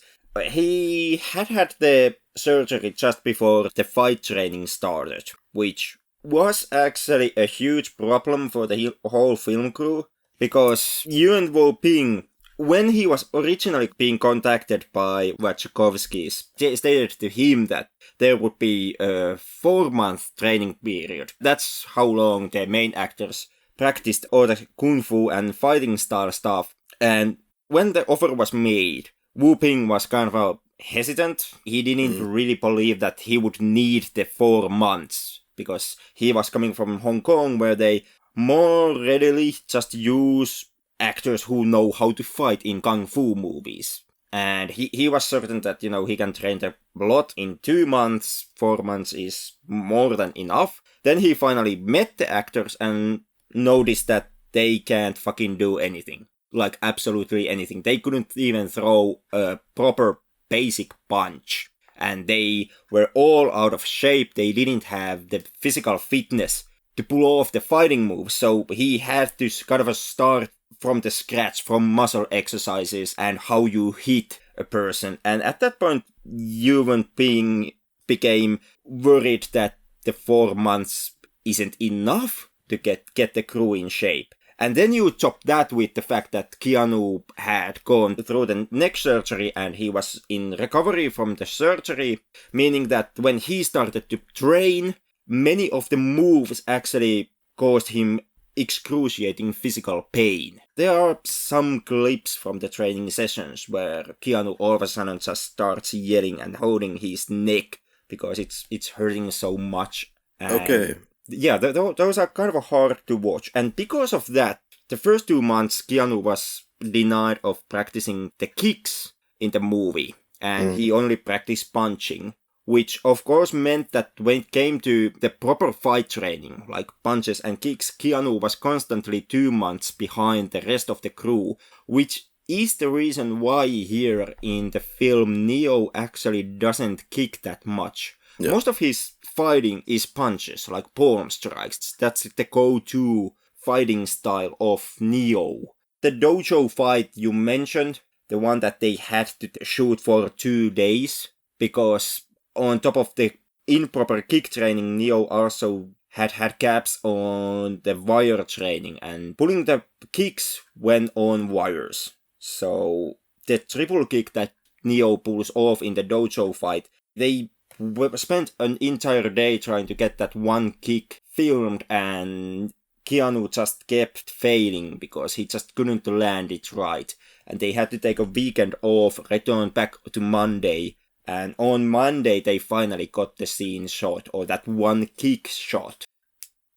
Okay, I only heard the version that he was hopeful that everything would work out after 4 months, but then he started to notice in what shape the actors were, and then there was of course these injuries on top of that. But he started to work on individual actors' strengths.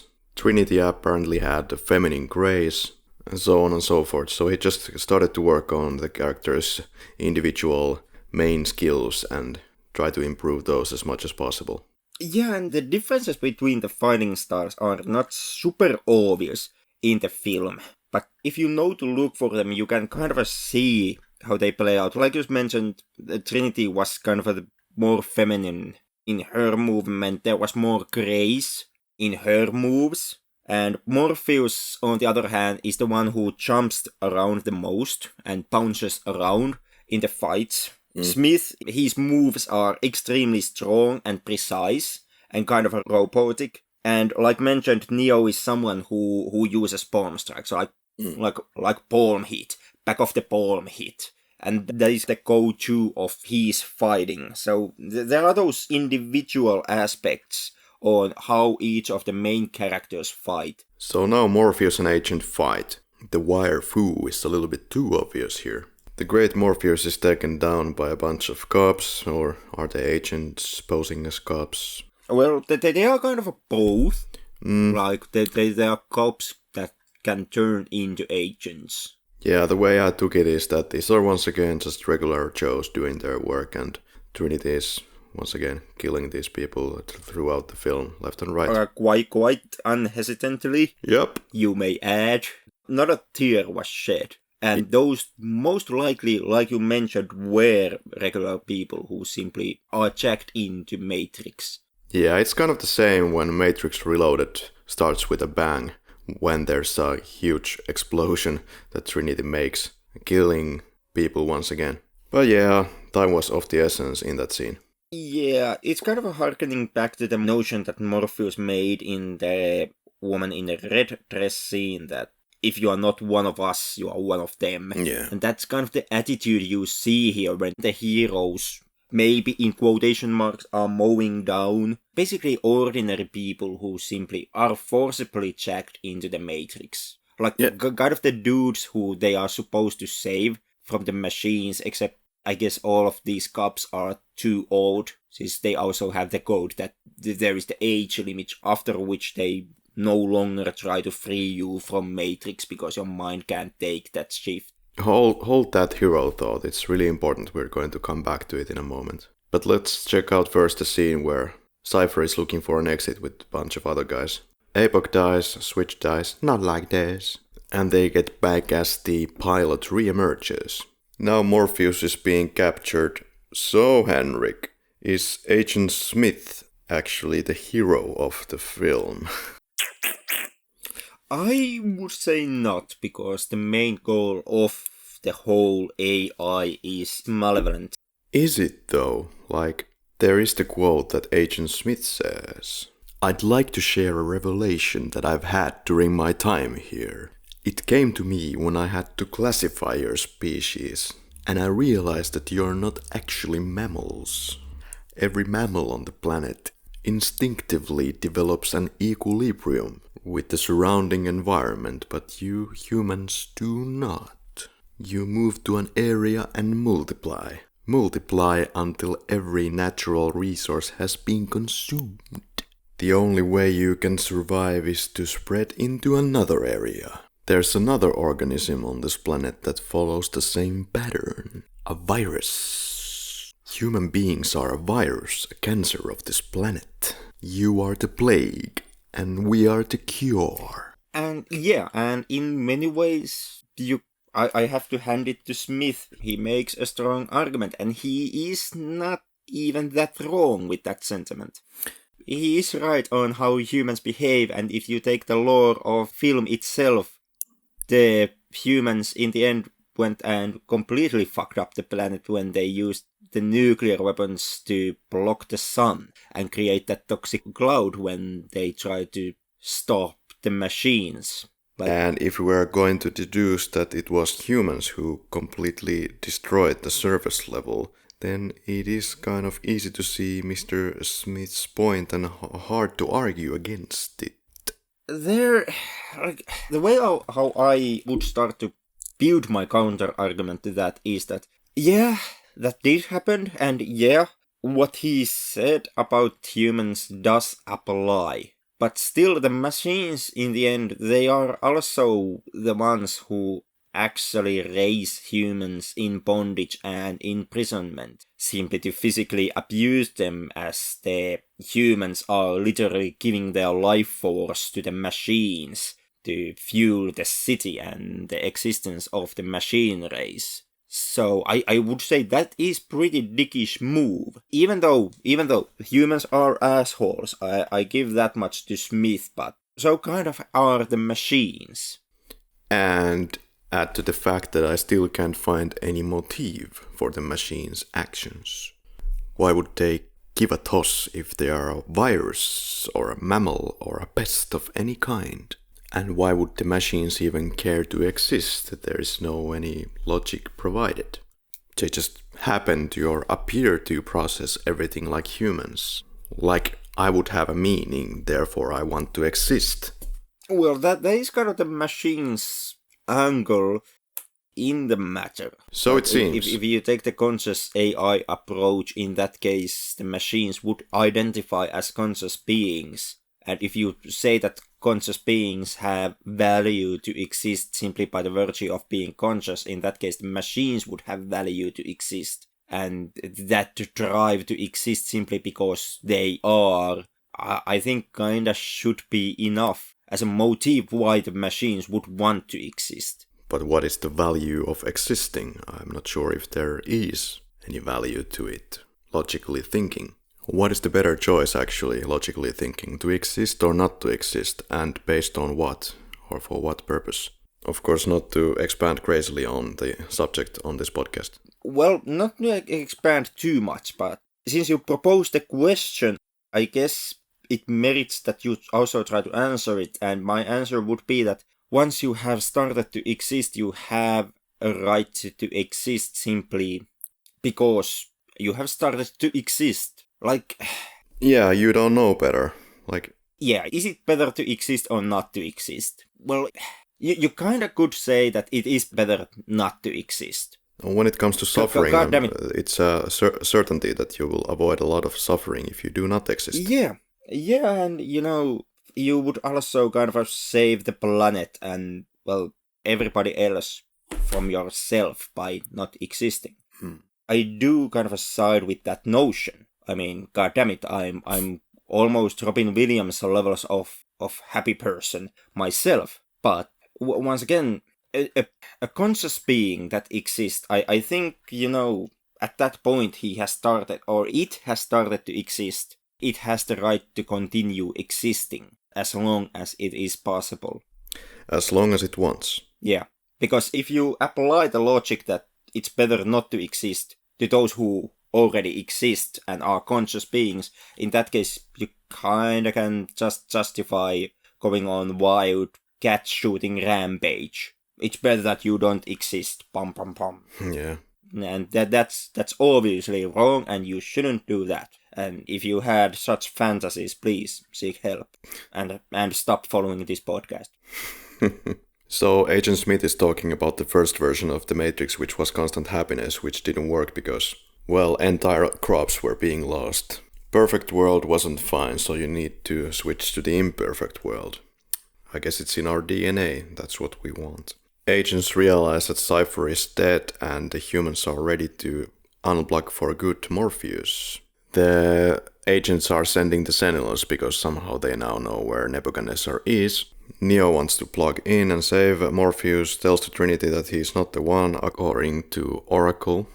Trinity wants to join and as she is the ranking officer, if he doesn't like it then he can go to hell. And so they do. Mr. Smith makes the point that he wants to get outside of the Matrix and go to Zion for a beach party. No, but he wants to go to destroy it even further and is not under the spell of the master AI anymore somehow and is able to make his own decisions and wants to get outside of the Matrix. Yeah, and on top of that, at here Smith actually starts to show anger and frustration, even hate, which are all feelings. So this is once again something that links back to the later films where Smith goes completely out of control and becomes a threat to both humanity and the Matrix.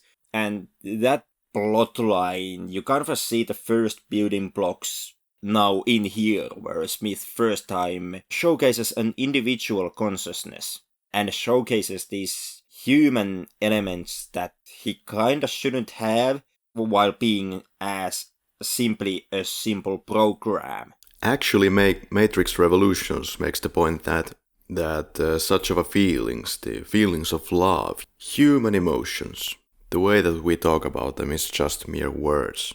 And the words themselves don't make these feelings any more special than they ought to be. So I suppose they are feelings and emotions that also a robot can have. I don't know, that would mean that he kind of shouldn't actually exhibit those feelings, in my opinion. They shouldn't control his behavior, because if feelings starts to be something that you show and something that affects how you act, in that case I would say that they are more than simply words. Like they are concepts that affect you. Yeah, but do they have any special meaning beyond that? It's just another function of you, which we have discussed before in this podcast. You take a shit, you feel love. Is there any difference really? Are you now making the argument that the love you feel and the love you showcase to others is shit? No, but Matrix Revolutions makes the following quote. Neo says, I just have never, Ramachandra says, heard of It's a human emotion. No, it is a word. What matters is the connection that the word implies. End quote. You can split your hair endlessly about that quote. It can either mean it's something important or something that only the humans can have. But here the AI is clearly making the point that it's not something special that only humans can have, and it's something that can be just copied and replicated and therefore is not as special as we like to think it as. Yeah, and at the same time it also gives you the renewed Smith whose actions are affected by the emotions that he now starts to feel. We get to the lobby fight, and during the lobby scene, Moss messed up her leg and was completely devastated that she was unable to finish the shot, the run on the wall on one take. The other agents return to the interrogation room, and they start to notice that something is kind of off here, that they can't understand why they were called off the room. There must be some secrets going on between Smith and Morpheus. Smith wanted to get the Zion access codes to get the hell out of Matrix. And the helicopter in the scene is a lightweight replica full size with a real machine gun attached to it. And the copter plates are simulated by using strobe lighting. So the effects come to full clear. We have the bullet time magic extravaganza as well, filmed on top of a Symantec building in Kent Street, Sydney. Yeah. Now that you mentioned the helicopter, like you said, it really was a practical set. But so also was the office building itself. Like, was it 3 complete rooms, big set, which they built? Same goes also for the cityscape that you can see from the office room windows, which I've come to understand is the largest one-piece translate in the world. And the crew kind of used computers when designing that translate to make sure that the cityscape didn't have any noticeable landmarks in it, in order to make sure that the city where the film happens kind of remains unnamed throughout the movie. Yeah, that's right. And many of the visual effects of the film were processed with the FreeBSD operating system. Manix Effects was responsible for many visual effects, and there was D-Film. They did some digital compositing. The score of Don Davies uses the theme of seeing a lot of reflections on reflective material as an inspiration. Trinity says, "Dodge this." Trinity killing regular people once again. Oh well. And Neo asks, "Can you fly that thing?" Not yet. Legendary scene. She just downloads all the information on how to fly the machinery, and that's it. Moss performed all the wire stunts and introductory scene as well. We get to the subway station, and once again Trinity hesitates to tell what the Oracle has told her. Gets out of the Matrix, and now Mr. Smith appears, and Neo and Smith get it on. "Do you hear that, Mr. Anderson? That's the sound of inevitability."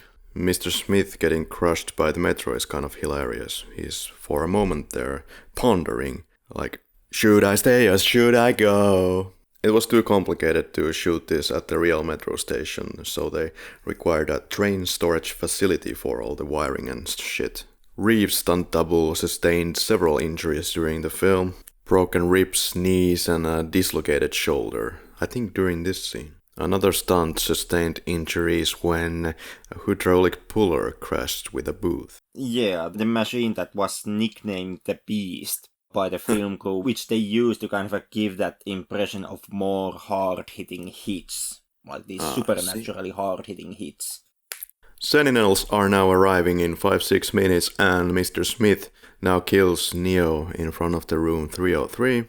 Now the infamous moment when Trinity discloses what Oracle has told her.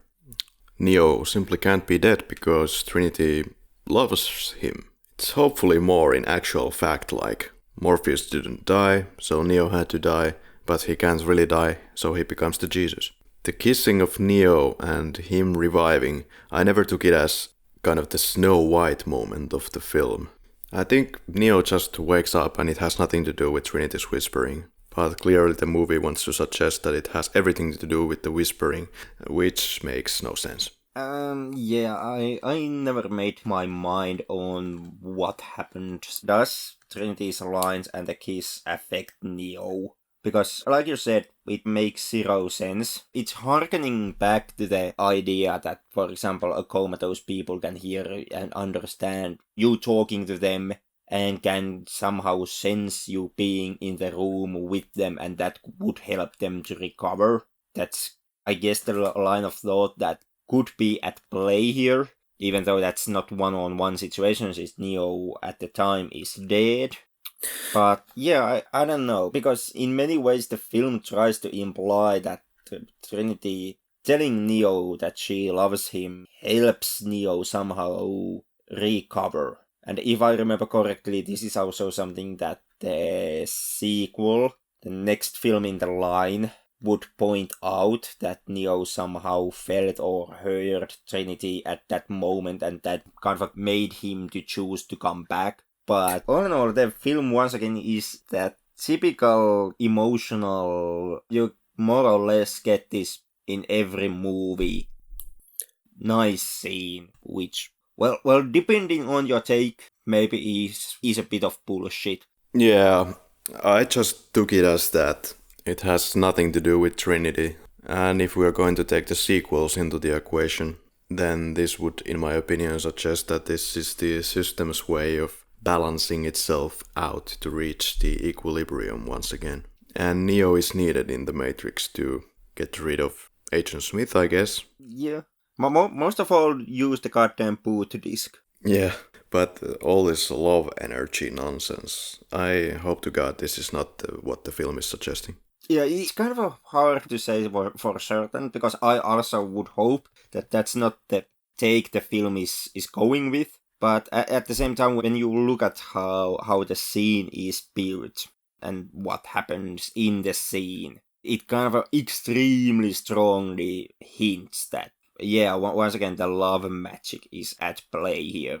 Shouldn't this be the moment where we go to the condemning section and you give the film some boot? Well, I am willing to give the film some boot for this one. Nice one. So no need to dodge the bullets, he is the one, or actually isn't, as suggested by this film and the goddamn sequels. He's just good enough for the job of protecting a group of people for some time. In a way, the notion that during the training that Neo doesn't need to dodge bullets when he's ready, it's kind of an indication of a freedom of mind in the film's universe. Juxtaposable with any revolution where the will for improvement overrides the fear of repercussions. But once again, you can read it any way you want. Mr. Smith explodes but returns in Matrix Reloaded to keep the equilibrium or whatever. Spoilers, Nebuchadnezzar is able to do its EMP right on time. And then we have the final scene basically where Neo tells to the agent via phone that, and broadcasts to every agent out there that, I'm going to show to everybody inside the Matrix that everything is actually possible. So basically the endeavor of getting more poor souls out of the Matrix continues. And Rage Against the Machine, Wake Up, and end credits. Henrik. Yep. Cut to premiere, asses on the seats. The Matrix raked $460 billion in the global box office.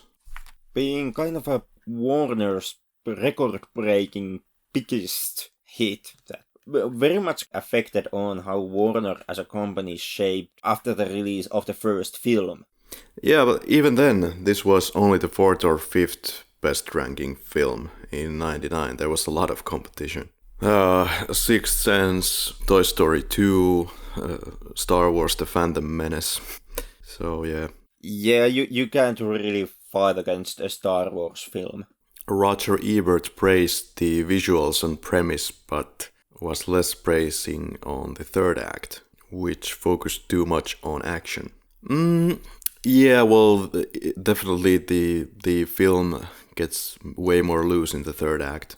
If there's any moment whatsoever where the film would lose momentum, that would be the third act. I don't know. Then again, the third act actually has the best fights in the whole film. All the most top-notch, most major action sequences are in the third act. Yeah, in this film the fighting still have meaning, but cut to, for example, Matrix Reloaded, we have the Keymakers and Oracle's protector boy, and he challenges Neo for a fight just for the heck of it. Well, actually to prove to himself that this is actually the Neo, so the best way to come to know somebody is via fighting, but yeah, clearly the fighting scenes have less value in the sequels. Yeah. Once again, I'm one of those who actually support and like the sequels. I'm not joining the anti-sequel hate bandwagon here, but the sequels do have problems, a fair share of them. And also the fights, some of the non-reasonable fights and fights that take too long is one of the problems that the sequels carry. Yeah, Matrix Reloaded is still fine. Matrix Revolution starts to lose kind of its bearings. It gets too loose in the third act and it gets kind of boring, to be honest. It's hard to pinpoint how, but we should do an episode on that. Anyway, the original Matrix won the Oscar for all the categories that it was nominated for. Best film editing, best sound effects editing, and best visual effects. Also, the series has some video games, Enter the Matrix, The Matrix Online. Which also, I've come to understand was not that good. Then there was Matrix Reloaded. Which is the best one? Matrix Revolutions and Matrix The Path of Neo. Yeah, Path of Neo kinda is the best one of the games. There is no that one groundbreaking hit that would be kind of a game to end all games. You don't get that Metal Gear Solid, Red Dead Redemption, Halo, Doom level of game in the Matrix. If you would have to play one of them, I would say that Path of Neo is the most enjoyable. I managed to skip all of those games, so no opinion. I read some Pelaajalehti, Pelaajan magazine, and that fucker actually tricked me into giving Matrix Revisited. What the fuck was the first game to come out? The Atari one. The absolute shit show. A chance. There's also the Matrix Comics Volume 1 and 2 if you want to check it out. After the Matrix, of course, the Wachowskis have come out as trans women. And people have suggested that this fact, the trans fact, has something to do and has influenced the Matrix film as well. It all goes back into this Morpheus meeting scene where Morpheus says that it's like a splinter in your mind. Or you feel that something is wrong, you don't know what, but you know that it's there. Could be that these references are there for that purpose, or who knows. If memory serves and if this information is correct, there is also, of course, the case that in the original plans, I heard that they wanted to have a male character who would turn into trans in the Matrix, or something like that. Something of the sort. Already Matrix has been selected for preservation in the National Film Registry. And actually, one of the Wachowskis is going to do Matrix 4, expected to come out in 2021, so look out for that one. Favorite performance? Are we jumping to the quickies or do you still wanna actually fight over the philosophical points? No, I think I'm done. Well, I don't know, I have a actually whole load of these one packed here, but But never mind, favorite performance. That would go to Hugo viewing for Agent Smith. It's the smell. Yeah, I would go with Hugo as well. Yeah, hands down. Keanu may be the iconic face of the franchise, but Hugo is the one who makes the most nuanced and the strongest performance.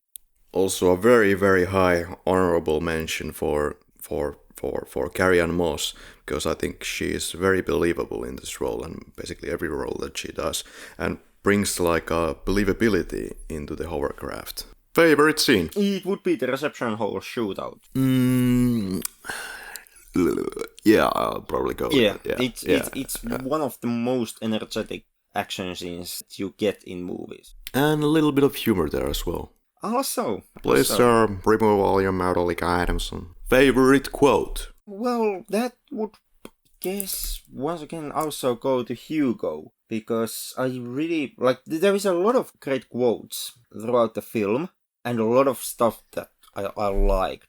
Many of them either coming from Morpheus or Smith. So it's hard to pick just one.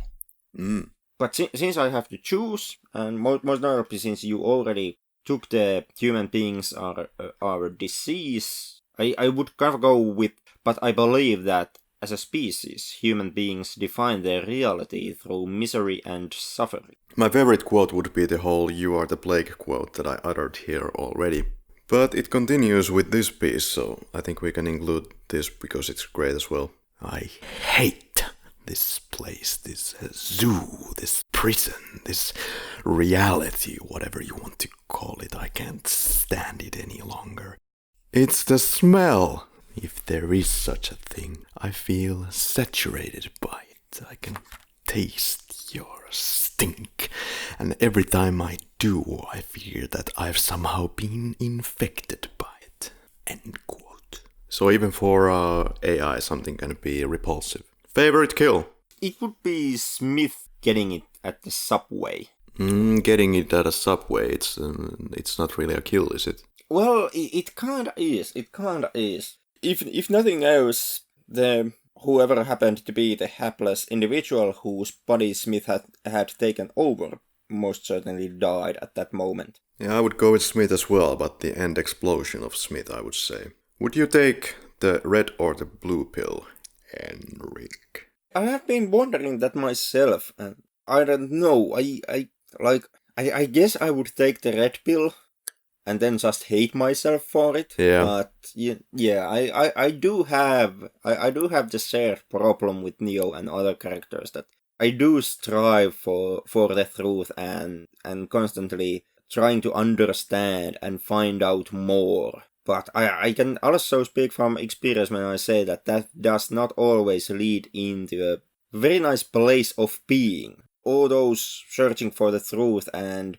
trying to understand, it comes with a price in the end. There are days when you really wonder that, in the end, has it really been worth it? I also believe that ignorance is bliss to a point. As stated a million times in history, once you get over a certain threshold of knowledge, I think the knowledge is kind of more valuable to your well-being than lack of knowledge. I don't know any of those attributes. Do they apply? Because I do have some pretty heinous experiences about this, but I don't know. I somehow just can't change that aspect in me. Have you exited the Matrix, Mr. Henriksen? Maybe not in the end. I may still be very much inside. I guess we can't avoid this question either. Do you believe, Henrik, that we are inside the Matrix? Yeah, how to answer that? I guess I don't believe in it, but I don't have any proof against it. Because the more often the question is, do you believe that you really actually exist? Are you a computer simulation instead of simply being a person who is jacked into a computer simulation? And the go-to answer you often is the René Descartes' cognito ergo sum, I think therefore I am notion. And I kind of have an umbrage with that because I don't think that is the ultimate proof that we really are existing as individuals. For example, Immanuel Kant has pointed out that there is a limit, or there is limitations to our thinking and the way we experience reality. Like for example, you and I, we can see reality, but for example, a blind man couldn't see reality. He has a limitation, and in the same way, we also have a limitation on how we experience reality. We don't actually see the entire reality.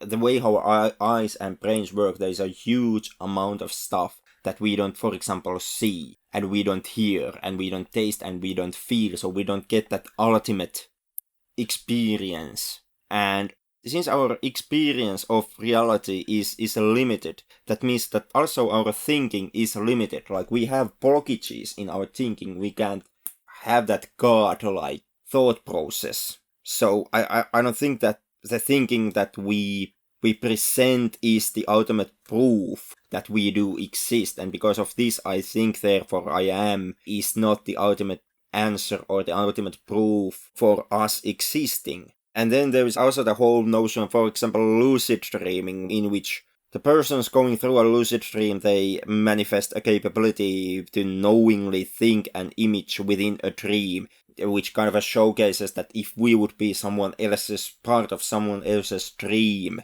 or we would be part of not real world, that kind of also could still hold true, because we can do it, so why wouldn't somebody else? For me, the question, am I inside a matrix, kind of comes down to having faith and believing that I am not. But I do think about it every now and then, and I don't know, maybe Matrix in a way also is a bit dangerous film, because Matrix showcases at times quite believable and quite strong arguments that, our reality could be fake, that this could be simulation, and you should try to free yourself from the simulation, and that could kind of leave you in the rooftop, like it happens in the Animatrix. Interesting. I guess it's kind of a dangerous film, I suppose. Well, a little after this film was released, it inspired some mass shootings, but there's always those wackos out there. I mean, you can justify and be motivated by a fucking Cinderella to kill people with glass shoes, Yeah, that you can. I also don't side with the argument that film or video games or heavy metal music are evil and they will somehow groom you to become a mass shooter. That's also something that's not quite supported by the facts. Well, like stated prior, I think it's possible that we are inside a simulation, but if we are inside a simulation, it could also be that we are only inside the simulation and we do not exist in any other medium beyond. So, yeah, I guess I just generally love theories that make the human race look lesser, because humans surely love to think they're special. And I just generally love every time when that is shown to be wrong. Yeah. If you would go with the notion that identity and societies are imaginary constructs, and they are something that we build for ourselves and others, in that case, I don't know, maybe you could say that in a way you are in a matrix. Because you live in a society that kinda is not real. It is make-believe, in a way, like, in a sense that it's not being given to you by God or anything else. It's just something that has evolved through history by people coming together and deciding that our society is this, and deciding that my identity is this. This is the kind of person I am. And then you would also have your control environment in form of Facebook and the social media platforms. Then again, stuff like that. If you're willing to accept the theory of the Matrix on some level, whatever your version of it might be, then you have to ask follow-up questions like why and is there something else? And on and on. Yeah.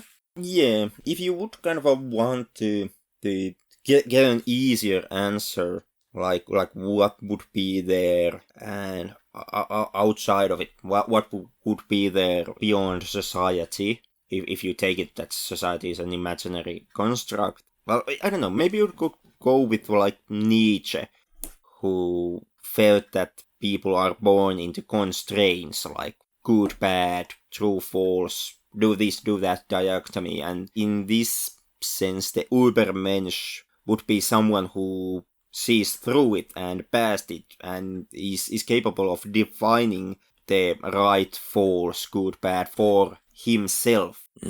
And maybe that could be something that would be like there for you outside of a fictional society and outside of a fictional identity, this new identity where you're no longer good and bad would not be defined by the society, like given to you by society. This is right and this is wrong. Good people go to church and bad people are gay people, and you would become a person that defines all of this to you yourself. I would just say the mountains, Henrik, where no hierarchical systems exist if you are there all alone. All the more reason to go for the trip. Well, I'm fearing that we would just end up creating a hierarchy there ourselves. We would start to block off parts of the mountain and declaring that this is our part of the mountain, and if you come to this part of the mountain you have to follow these rules. Oh dear. First image that comes to mind, Henrik, for me it's a dojo. Yeah, for me it would be that shot when the helicopter hits the office building wall and explodes as Trinity is sliding towards the camera. Which frame best exemplifies this film? My original mentioning in my notes is Neo dodging the bullets at the rooftop, but during the recording I've become kind of hesitant, and I'm kind of more going with that one shot of beginning of the film when the cops arrive to arrest Trinity, and there is that frozen moment in time when Trinity has jumped into the air and is hanging there, and is just before she kicks the cop to the back wall of the room. Yeah, that bullet time magic trick in the beginning is legendary, but I decided to go with the ending scene when Neo stops the bullets and becomes the de facto Jesus. What took you out of the Matrix, Henrik? For me, there was no such thing. I didn't fall out of this film. Never has and maybe never will. Yeah, not this film. Keeps you connected to the Matrix throughout the film. There may be bullshit moments, and there are moments you can give boot to this film, but they weren't strong enough for me that I would have fallen out of the film. What pulled you in? To me, it was that goddamn 101 opening. With Trinity, yeah? Yeah, precisely. Ever since that arrest scene starts, when Trinity starts to resist the arrest, from that moment on, I was hooked with the film. It happened to me the first time I saw it, and it still has that effect on me. Well, what pulled me in, it's kind of always been that philosophical parts, in a way, for better or worse.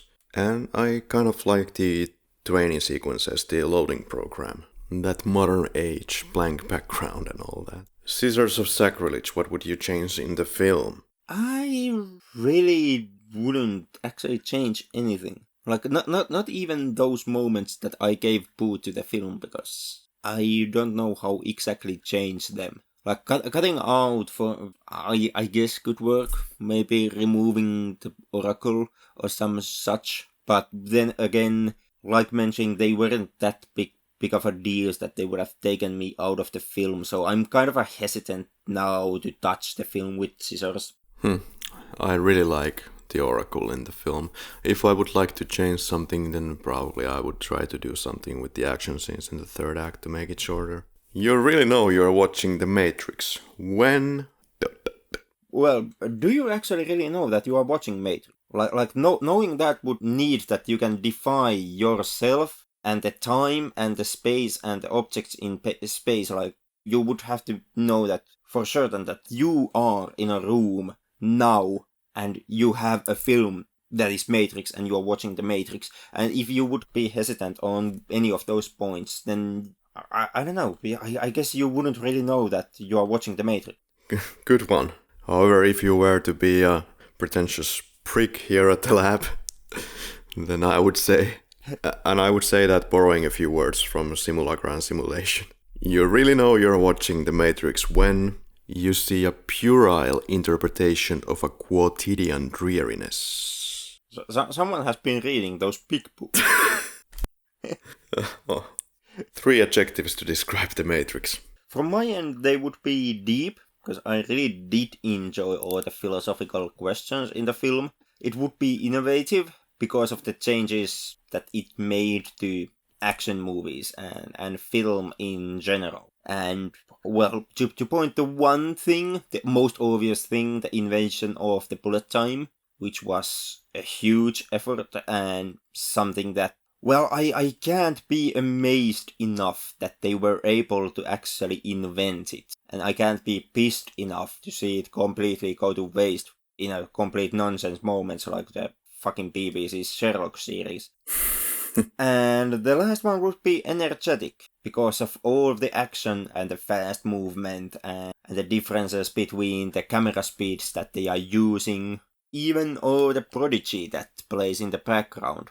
Fuzzy, inexorable, due to the fact that they all have a faith, even though they're not supposed to have a faith. So, and I would say as the third one, it's exciting, even though I still maintain that the film is kind of a mixed soup, kind of a all over the place, inconcise in its ideas, but kind of not really that much when compared to the sequels.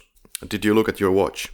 I have actually never looked at my watch when visiting The Matrix. Yeah, no, not needed. There's no time if you want to keep up with the plot and if you want to delve deeper into thinking about and marinate all these philosophical ideas.